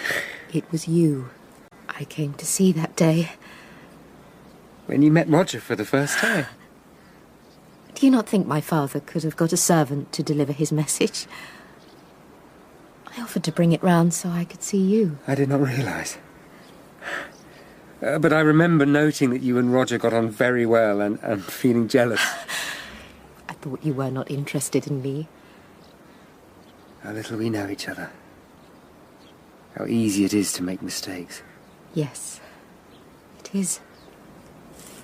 I hope you do not go to Bristol, Dorothy. I will miss you. I feel I am a burden to my friends. Never to me. We should go back. The rain's coming. There are still 3 more vials to be poured out. 3 more murders to come. All the men of power who had involved themselves in this grim quest were gathered in Archbishop Cranmer's office. Coroner Harsnet, Lord Hertford, and Sir Thomas Seymour. Cranmer sat behind his desk, his face severe. And with each killing, it gets harder to conceal what is happening. Coroner Harsnet, you have some news. Lockley has vanished. I sent men, but he'd made a run for it. The Bunce woman said he'd been on edge ever since Master Shardlake questioned him. Is he the killer? If I may speak, my lord. No, I don't think he is. I believe it is some secret to do with the Abbey infirmaries. I don't think he's clever enough. The man we seek is very clever and has made killing his life's mission. So, Coroner Harsnet, you lost the girl from Yarrington's and you cannot find Goddard despite all your resources. How is that? It is easy to disappear in London. Thank you, Matthew. I do not believe Goddard's family are from within London. I think they may have come from the nearer parts of Middlesex or Surrey or Kent. Now, it must be near enough for him to ride into London. I'm making inquiries with the officials for all those counties, but it takes time. Time is what we do not have. Sir Thomas, if you would make some men quietly available to Coroner Harsnet, it would help us greatly. They must come under the direct supervision of the coroner. I rode through the crowded streets, looking around warily. On the corner between Thames Street and New Fish Street, 2 sturdy-looking young men in ragged clothes sat staring out at the crowd. A young woman sat between them, all dressed in rags, her head cast down. She looked up as I passed, and I saw that she was beautiful. I thought of what had been offered to Tamsin and the tooth-drawers who would pay to destroy this girl's face. I rode to Guy's, and his assistant Piers took out my stitches. He did it gently, although he knew I did not like him. Afterwards, Guy offered me a glass of wine. I've been thinking, Matthew, that the killer must be a good actor. My guess is that his acts of killing are a sort of ecstasy for him, but perhaps, that apart, he's able to live a normal life without standing out. What happens after all the vials are poured out? Who is it? It's me, Barrack. There's been another killing at the Green Man Tavern this time. Dr. Moulton, you should come with us. The smell burned the backs of our throats. Lockley's wife, Mistress Bunce. Open the windows! She was lying on the floor, her arms tied behind her with a rope. Her jaw had been snapped shut on her tongue, and half of her had been burned away. He's used vitriol, and his kingdom waxed dark, and they gnawed their tongues for pain. Lockley might still be here. Let's search the house. Lockley wasn't there, but in a second bedroom there was a locked chest. Barrack picked it open, and inside we found wooden blocks with hinges in the shape of human jaws. There were holes where the teeth could be placed. Denture blocks. Barrack went next door to question the neighbours. I found Guy praying beside the body. Did Lockley do this, Matthew? I can't see that he did. To do this to a woman? Did you find anything from the neighbours, Jack? She once belonged to a radical congregation at Clerkenwell. What happens when the sixth vial is poured out? Revelation talks of great waters being dried up. The Euphrates. Well, you make a killing that symbolises that. He'll find a way. Jeez, who knows what. I found out something else tonight. The name of a lawyer who may be involved in the killings. In what way? I asked around, and there were whispers that your old and bitter rival Belknap had something to tell. He did. I was kindly, sir, but persuasive. This lawyer approached Belknap and said he had a client who would pay good money for information about me and you. Our work habits, our routines, and where we lived. The lawyer's name is Colin Felday. Do you know him? I've seen him. He's known to do anything for money. I believe Felday's client killed 5 people and has hunted us as we have hunted him. He lives on Adel Hill. It's a street of whores. So much for the devil granting this killer supernatural powers. A crooked barrister sold information to a crooked solicitor. Go on. We borrowed a candle from a woman on the ground floor of Felday's building. On the first floor there was a wide landing. There was no answer when Barrack knocked on the lawyer's door. It's locked. Break it down.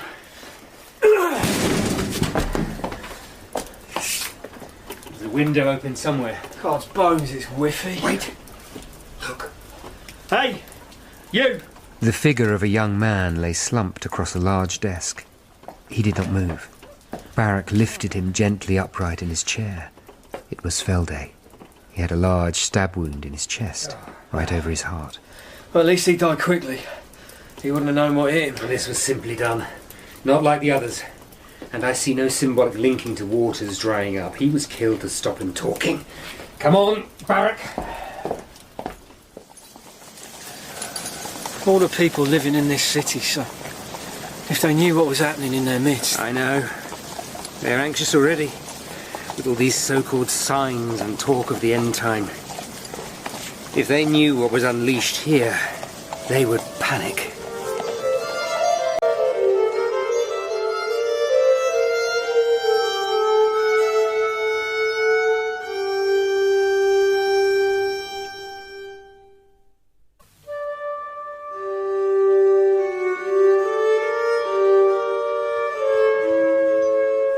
What in the name of heaven do you want with me now? Coroner Harsnett, Barrack and I confronted Dean Benson in his office. We have been to Lockley's house. So what has this to do with me? Show him the wooden dentures, Jack. There was a connection between you and those associated with the infirmary. More, I think, than the mere fact you had overall authority of the monks' infirmary and the lay hospital. I think this is what you have been hiding. And this is what I think happened. Goddard used to administer dwale to render people unconscious for operations. Meanwhile, this fashion came in among the rich for wearing false teeth set in wood. The teeth are usually obtained from healthy young people, preferably as a complete set. Is there some meaning to this? I have encountered a beggar around here. He has not a tooth in his head, and he asks anyone who will listen if they know where his teeth are. He's mad, of course, but I wondered what drove him so. Perhaps his teeth were removed under Dwale. One of the reasons tooth drawers find it hard to get volunteers is the pain involved, but destitute folk who came here to have their illnesses treated could be offered a dose of Dwale to make the process painless. If Goddard and Lockley and Cantrell had some scheme going, I knew nothing of it. And what has this to do with your hunt for the killer? We need to know all, Dean. It is clear to us that all this is not news to you. You are right, Sergeant Shardlake. I congratulate you. How did you learn about it? Cantrell told me. He heard Goddard and Lockley talking. He suspected that one or two of the people that Goddard and Lockley rendered unconscious for their teeth never woke up. Cantrell was terrified when I mentioned Goddard's name. Did Goddard know that Cantrell had informed on him? No. I never told him I knew. The king wanted the monastery to be closed quietly and peacefully, without scandal. And that is what I achieved. The king would not like a scandal even now. So you swung with the wind? Better than swinging in the wind, as many have. You have told us everything? All. On my oath as Dean of Westminster. I know how much that is worth, sir. How long will I have to have a guard here?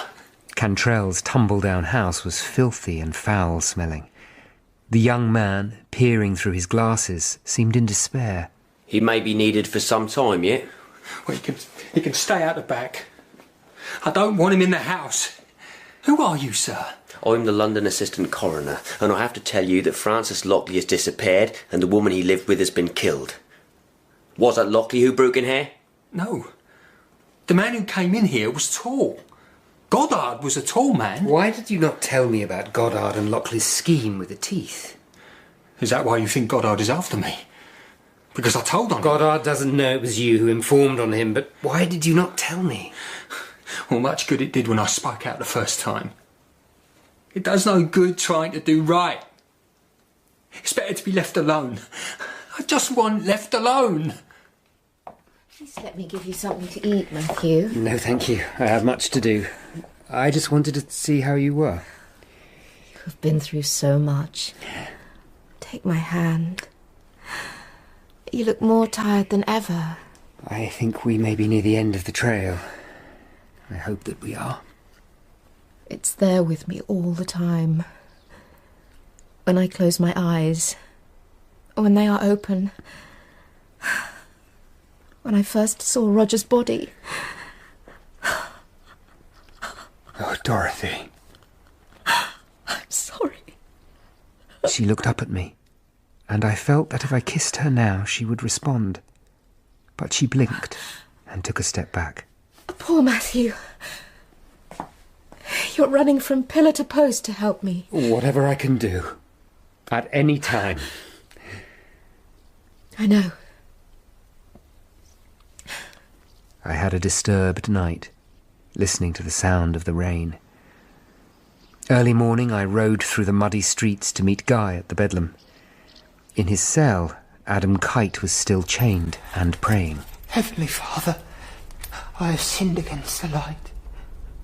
Your light that shines in all darkness, tell me I am saved. Guy touched the boy gently on the shoulder, and he ceased his frantic whispering. I watched Guy engage with Adam. He had endless patience, telling him Jesus did not want his followers to suffer unnecessarily. But God tests his people. Look at Job. He tests their faith. Is that what you feel? That God is testing you? It is better than being cast out. It says in the book of Revelation. Read the 4 Gospels, Adam. You will see that none who repents is rejected. But Adam returned to his praying. Heavenly Father, I have sinned against the light, your light that shines in all darkness. As we ate at a nearby inn, Guy told me that he was following the trail of mystery, trying to understand things by looking at Adam's reactions. Matthew, there is something I need to tell you. I am troubled by my apprentice Piers. Has he some hold over you? Not in the way you mean. He was so tractable when he came. He did everything to help me. But you were right. He listens at doors when I'm consulting with patients. I am disturbed and uncertain in my mind. I am prey to disturbing feelings about Piers. I have wondered if they are honourable.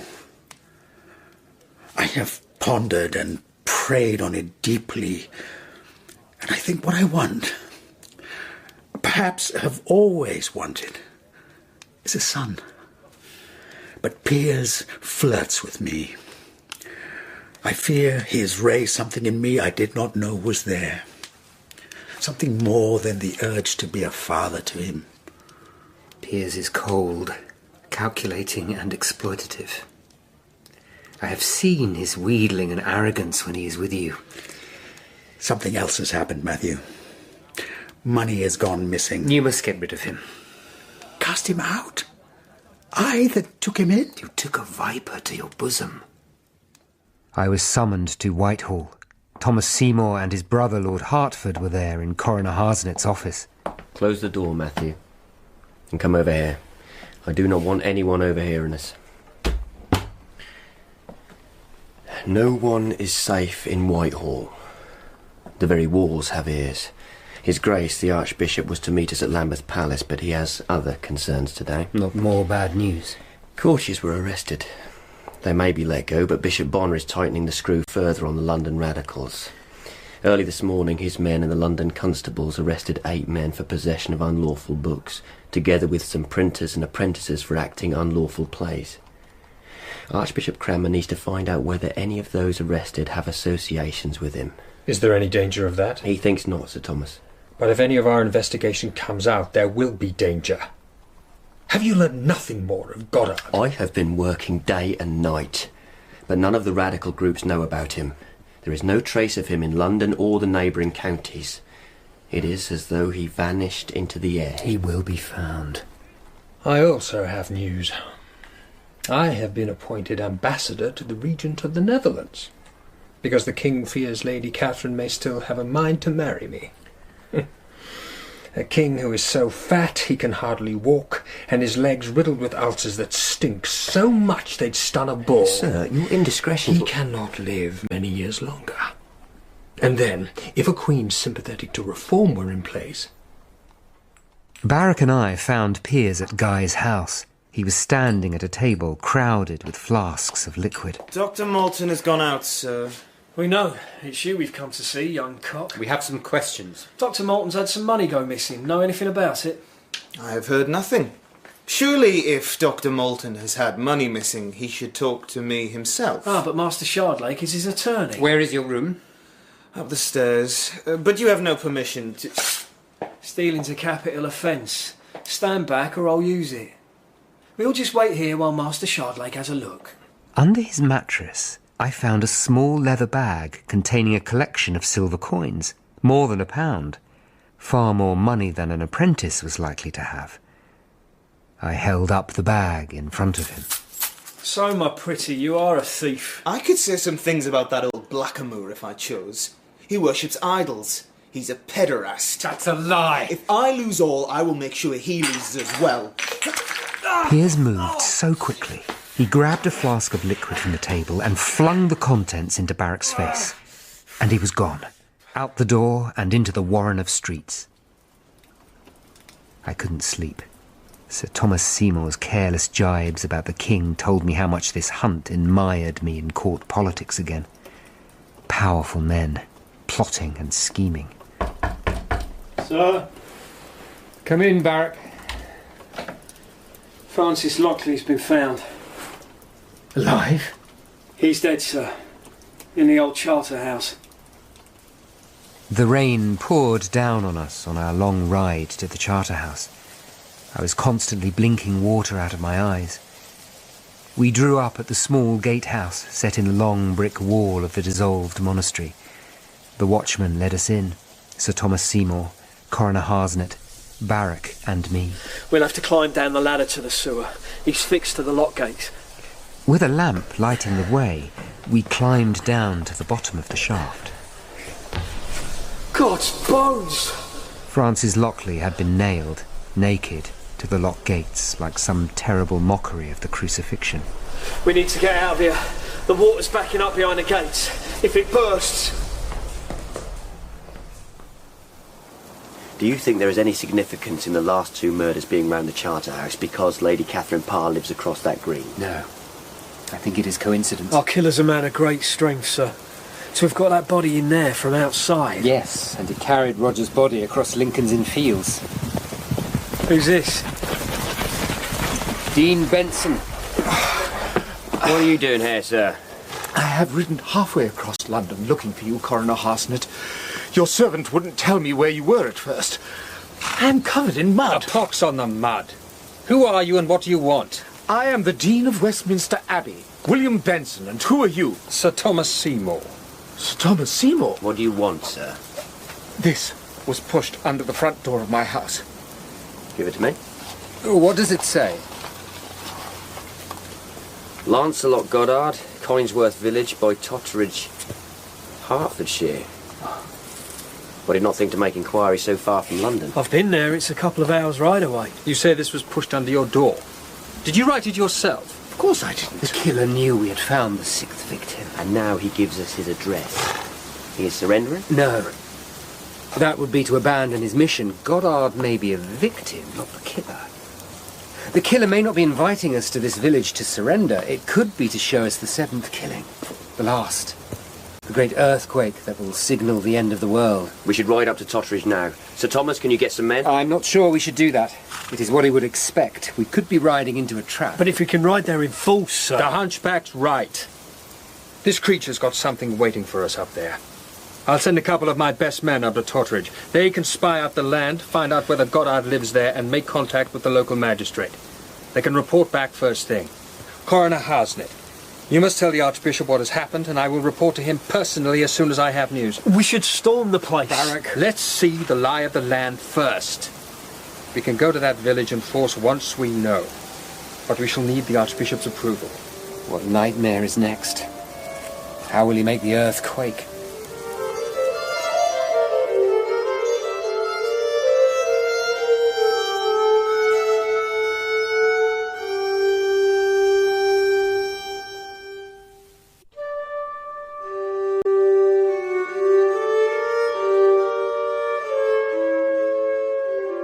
Guy came to my house in the early morning, saying that Piers had gone missing. He has not returned home, and I don't know where he is. Barrack and I spoke to him about your missing money. What? You should have come to me first. You should not have gone behind my back. I thought it best for us to confront him. You thought I would obstruct you, that's all. I've helped you, Matthew. And this is how you repay me. I did not feel you could see Piers clearly. He is a thief, Guy. And now he is gone. I am sorry. I will not have Piers prosecuted when he is caught. I will not see him hanged for stealing a little money. I hope you find Goddard, Matthew. Good luck. Guy, please. I have an appointment at the Bedlam. I set out for my chambers, but as I rode through the streets, I thought of the harm I had done to our long friendship. And I decided to go on myself to the Bedlam to try and speak to Guy again. I didn't find him there, but I did find Adam Kite, still chained in his cell. He was showing concern for one of the female keepers who was in distress after being shouted at by Keeper Shawms. Are you all right?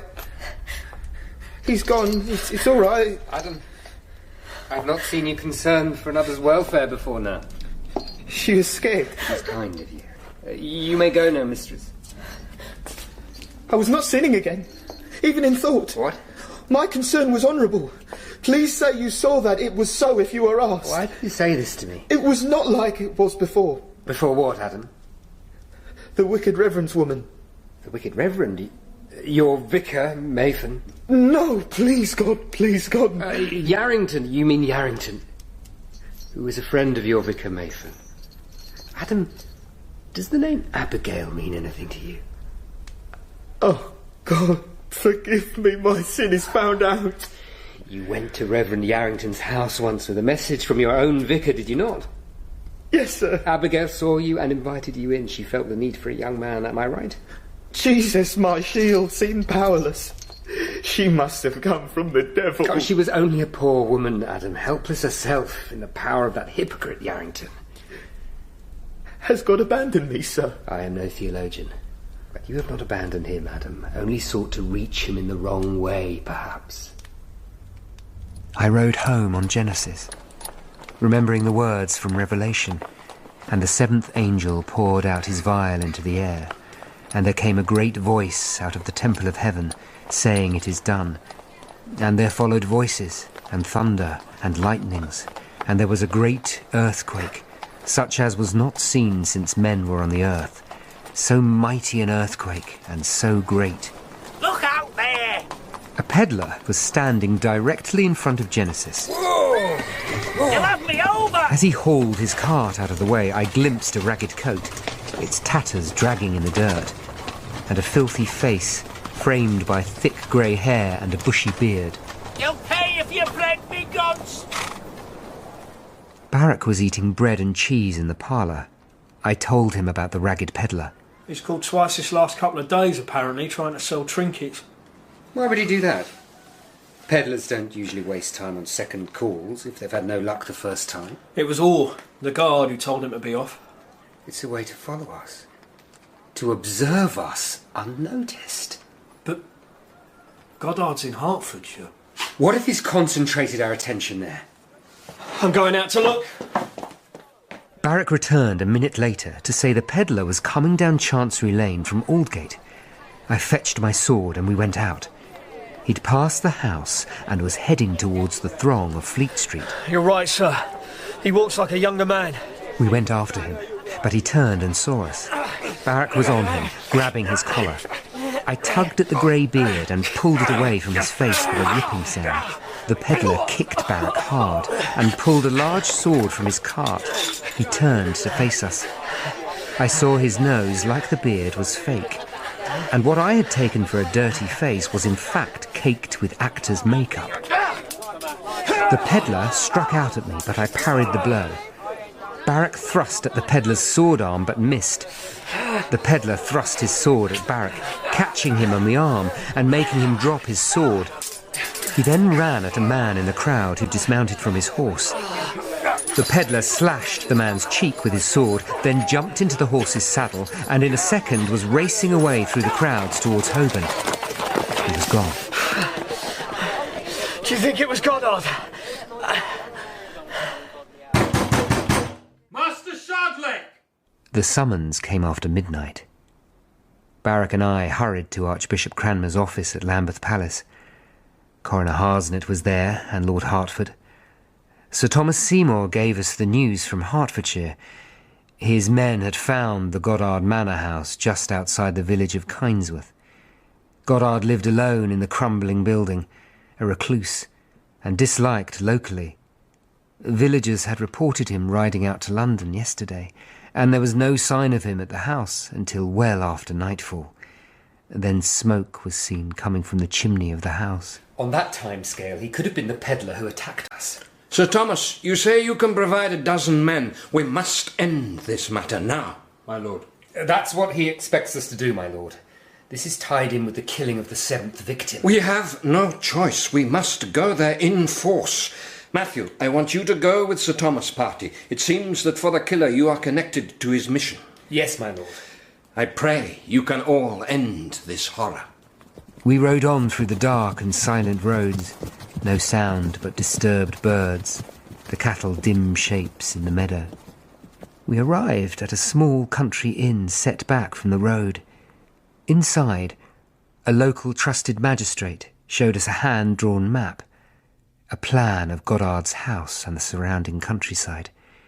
We were to strike at first light. All we had to do was wait. But I knew also the killer was waiting for us. Can I talk, sir? Of course. Tamison is talking of leaving me. To go where? She has an old friend who works in the kitchens at Whitehall Palace. I am sorry, Jack.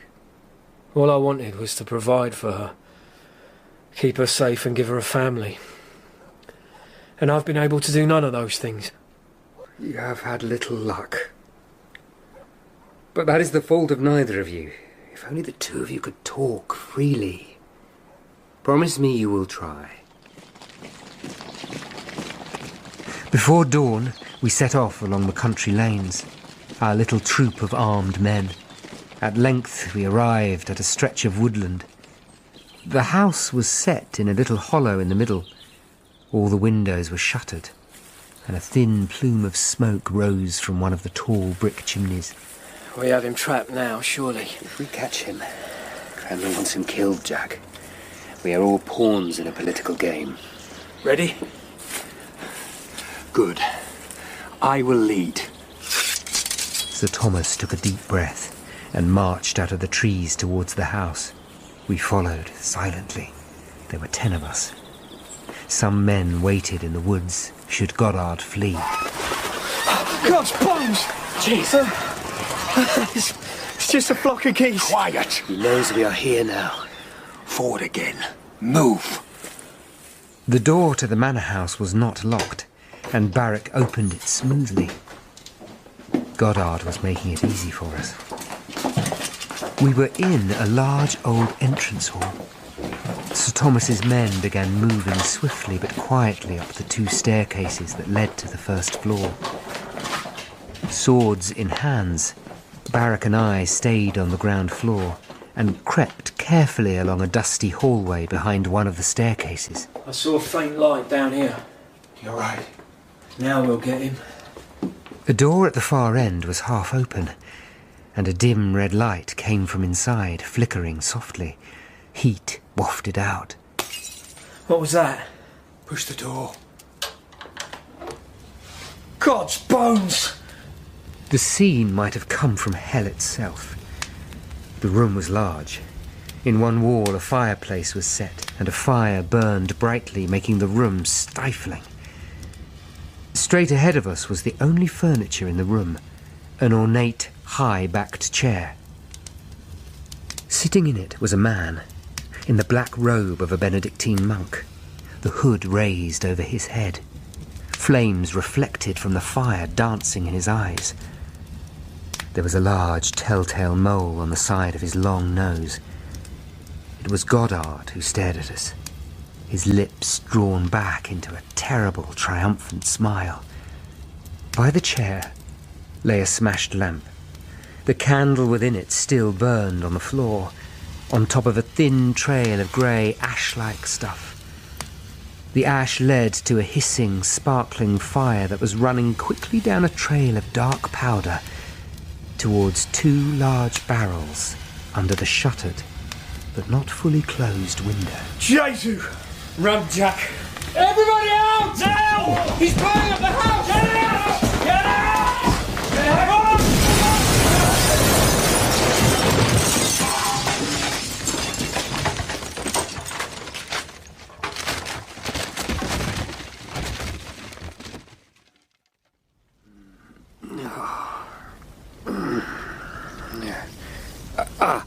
Stay still, Master Shardlake. Coroner Harsnett, what happened? Your back is burned, but the village healing man has tended it. It's over. The back of the house has collapsed and the rest is burning fast. You and Barrack saved our lives by calling out. Where is Jack? Here. Are you hurt? My ribs are sore, that's all. Did everyone get out? Yes, but some are injured. He poured out the 7th vial and made the earth shake. He will now have found himself in hell. But why would he kill himself just at the culmination of his great scheme? Surely if he thought it would bring about Armageddon, he would want to see it. Who knows, Master Shardlake, now the devil has gathered his soul. If you'll excuse me, I must speak with Sir Thomas. It's not over, Jack. But we saw him. That was Goddard. He set a trap to blow us all to Kingdom Come. But it didn't. We all got out. Only just. The window above the gunpowder barrels. The shutter was open slightly. There could have been someone else in there who lit the fuse and got out. What if the fuse was timed, so that whoever saw him would be able to get out of the room and testify the killer was himself dead? But he was sitting there grinning at us. We saw him. What if Goddard wasn't the killer? What if the 7 vials are only a stage in some larger pageant? The next stage of which he can go on to, untroubled if he is believed dead. If you tell Sir Thomas he hasn't got a killer after all, he'll be furious. He was, and dismissed me. But one of the soldiers piped up that in the chaos he'd seen something moving through the woods.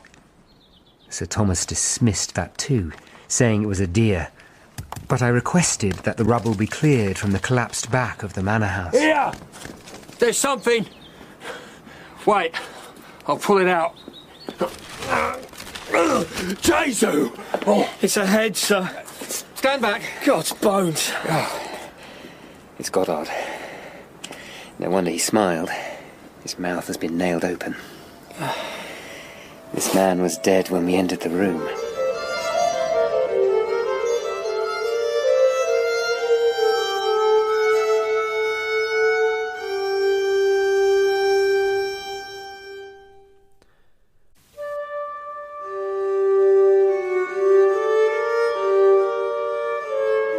We arrived home after a sore and uncomfortable journey, and there was a note from Tamison to Barrack. She's gone. Where? She says she's gone to stay with that old friend. She has a kitchen job at Whitehall Palace. You should go and find her, Jack. Talk to her. I have to go to the Bedlam and pick up the court report on Adam Kite. Lord God, come to me. Lord God, come to me. Come on, Adam. It is me. I have to see you are eating and that Dr. Moulton visits you regularly. Do you do this so you do not have to talk to people? Sometimes. You did not tell my parents what I did. No, I will say nothing. Your parents love you, Adam. I have seen that. Always they used to criticise me. They told me of the perils of sin. They know I am a sinner. Are they not just repeating what Reverend Mayfin tells them? He is a man of God. All he wants is to bring people to salvation. Your parents want more. They want you to return their love. I know your father wants you to go into business with him one day. I do not want to be a stonemason. I do not like the work. I never have. My father was a farmer, but I had no interest in it. Does not God give us each our own calling? He calls us to be saved. Where are you going, sir? Sir? Something in what Adam said struck me hard, and I then made the connection with what Yarrington's stable boy had said about visitors. Matthew, it is good to see you. When we last met, I'm sorry. My mind is all at 6s and 7s. I understand, Dorothy. It is all right. I need to ask you about the fireplace frieze. Why? The one you and Roger loved. The man who originally made it was such an expert. It's that man I must ask about. We contacted him after the corner was damaged, but he was recently dead. His son came instead. He did a poor job. The carpenter and his son. Do you remember their names? Why does that matter? One of the killer's other victims also had a carpenter come to repair a damaged screen. Do you remember their name, the father and son? Yes. It was Cantrell. Their name was Cantrell. But Cantrell's half-blind. Coroner Harsmet. He may have exaggerated. And he never lets the guard into the house. He knew Lockley and Goddard. And now we know Roger Elliard's and Reverend Yarrington's houses. I've arranged for 3 constables to meet us at the end of Cantrell's Lane. We found the guard asleep and stinking of beer. The door was locked, so we broke it down.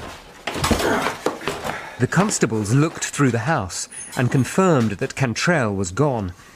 There was a locked door which led off the parlour. His peddler's cart. I was a fool. He made fools of us all. I allowed myself to be so easily deceived. To see Cantrell as another of life's victims. The chest. There. I'll take this one. You take that. It's his disguising clothes. Robes, beards, wigs. Bottles and jars in this one. Let me see that bottle. I think this is Dwale. And this one. Stand back. I'll pour some out. Vitriol. The devil fired his fury. In one of the bedrooms upstairs, there was an old truckle bed and a table on which sat a large, heavy copy of the Bible in English. Cantrell had marked the Book of Revelation. The wide margins were filled with notes in red ink. I realised it was only part of Revelation that had been marked. The 7 vials of wrath, and then the chapter on the judgment of the great whore. I am afraid, Matthew. Where is he now? I asked them to leave the room, and I sat with Revelation. I needed to see the words through Cantrell's angry eyes. I will show unto ye the judgment of the great whore, with whom the kings of the earth have committed fornication. And the beast that was and is not, even he is the 8th, and is of the 7, and goeth into perdition. After the 7 vials, the next victim will be the 8th. Like the 7, but different somehow in kind. King Henry VIII, who was a reformer, but was no longer, and not the king, but she who would be his wife. I knew then Cantrell meant to kill Catherine Parr. Archbishop Cranmer gave us a dozen men and sent a fast rider before us to Charterhouse Square to say there was a gang of burglars with designs on the house. Coroner Harsnett was placed in charge, and Barrack was beside me. We rode fast and hard as dusk deepened to darkness. The mansion was large, 3 stories high. A steward greeted Coroner Harsnett, Barrack and I, and Cranmer's men. We've searched. There's no one here. We told Lady Catherine about the robbers. Where is she? In her rooms on the 1st floor. All right. Now go. Tell her she must stay there. 2 of you men go with him and guard her. I want 6 men patrolling outside. Everyone else inside with us. Barrack and I climbed the stairs, checking every room. Fire! Help! Bits of fire! We ran to the nearest window, through which the glow of flames could be seen in the darkness. Across the lawn, a large summer house was well ablaze, flames at all the windows. Guards and servants poured out of the house towards the flames. He's trying to distract us. He's close. I sense him. Barrack raised a finger to his lips and pointed to a half-open door along the hallway. We walked towards it. Barrack drew his sword and I, my dagger. We could feel a breeze come from the room and smell the acrid stink of smoke drifting into the building. Barrack kicked the door wide open and we lunged inside. Got his bones, the smoke! It was a storeroom. Stacked chairs and tables and a heap of large cushions lying against the walls. I crossed to the open windows. In the moonlight, the summer house collapsed in a great heap of sparks. He can't help you. Cantrell had risen from behind the cushions and stood over a prone Barrack who lay on the floor, his forehead red with blood. Cantrell dropped his lump of wood and took Barrack's sword, which he thrust quickly at my throat. God has delivered you to me. Let go of the dagger. Catherine Parr is well guarded. The devil told you, didn't he? He knows she's the great whore foretold. But the Lord has delivered you to me, to remove an enemy and strengthen my hand. Kneel down. Kneel down, or I'll... Right. Good. Drink it. Drink it!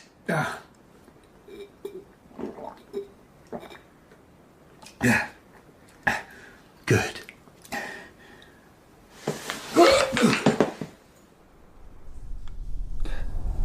Where are we? In the sewer. under the house. It's dry. They haven't fixed it since Lockley caused a blockage up at the Charter House. You found me. Is Barrack all right? It does not matter. Stay sitting where you are. I looked round. Where we were was lit by a lantern. There were long, narrow alcoves in the brickwork.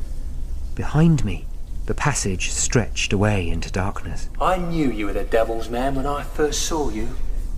I marked your bent back, the sign of a twisted soul. I learned you were an apostate from true reform. I thought, yes, that is how a man possessed would look. The house is full of soldiers. Be quiet! God told me in so many messages, the great whore has to die, and you have stopped God's plan. I cannot think how to do it down here. You're cutting my neck. Admit you are possessed by the devil. Admit it. Say he's in you. I command you in Jesus' name. What is that noise? I knew, and my heart sank. They were opening the doors that held the water back up at the Charter House. We were both going to drown like rats. A wall of water and foam rushed down on us. I thrust myself into an alcove. Cantrell was carried away silently in the flood, arms outspread as though he were flying. The very force of the flood saved me, for I had rolled far enough into the alcove for the backwash to slam me up against the far end. The water rose over my neck and over my face, pulling me, tugging me, but I jammed myself against the walls and held on. There was a great sucking sensation as the water ebbed. Eventually a faint half-light lightened the gloom. I rolled out of the alcove into the passage. Cantrell was dead, his body impaled against the grill. Go in the house, Nick! The lawyer's alive! He's alive! Matthew! Is Barrack alive? Yes, he is. You would have drowned me. I feared he might get away in the tunnels even if I sent men after him. It was the only way to be sure. I'm sorry, Matthew. While I recovered in my bed from the ordeal, I received a message from Lady Catherine Parr. She said she was someone who remembered favours a long time, and she would like to receive me when I was well. I heard, too, that she had consented to marry the king in full summer. I worked hard and began tentatively to make good my old friendship with Guy, and Dorothy Elliard left London for Bristol to live with her son. She wrote me a letter. I realise what you have felt for me, Matthew, and you have behaved honourably. Being yourself, you could do no other. And I believe that your determination in hunting down Roger's killer was done for him as well as for me. Yet I know now that I will never marry again, nor should I. The 20 years that Roger and I had before that evil creature took him were, I know, blessed with a happiness that is rare among married couples. Any other marriage could only be a pale shadow, and that would be fair on nobody. Forgive me, Matthew, and come to visit us. 3 months later, Barrack and I visited Adam Kite in the Bedlam, where, under Guy's care, it improved to the point where it looked as though he could leave soon and return to the world. He says he's interested in the law. That's a new thing. He's a bright lad. One day he may make a lawyer. How is Tamsin? I've been to see her several times at her work. She's forgiven me, but she won't come back. Not yet, at least. Don't give up on her. I believe there is still hope. Thank you, sir. Now listen. Whoa. The king has finally married Catherine Parr. Well, we have fresh work to do. Hi, a couple of tricky cases coming up. Good. I look forward to it. Go on.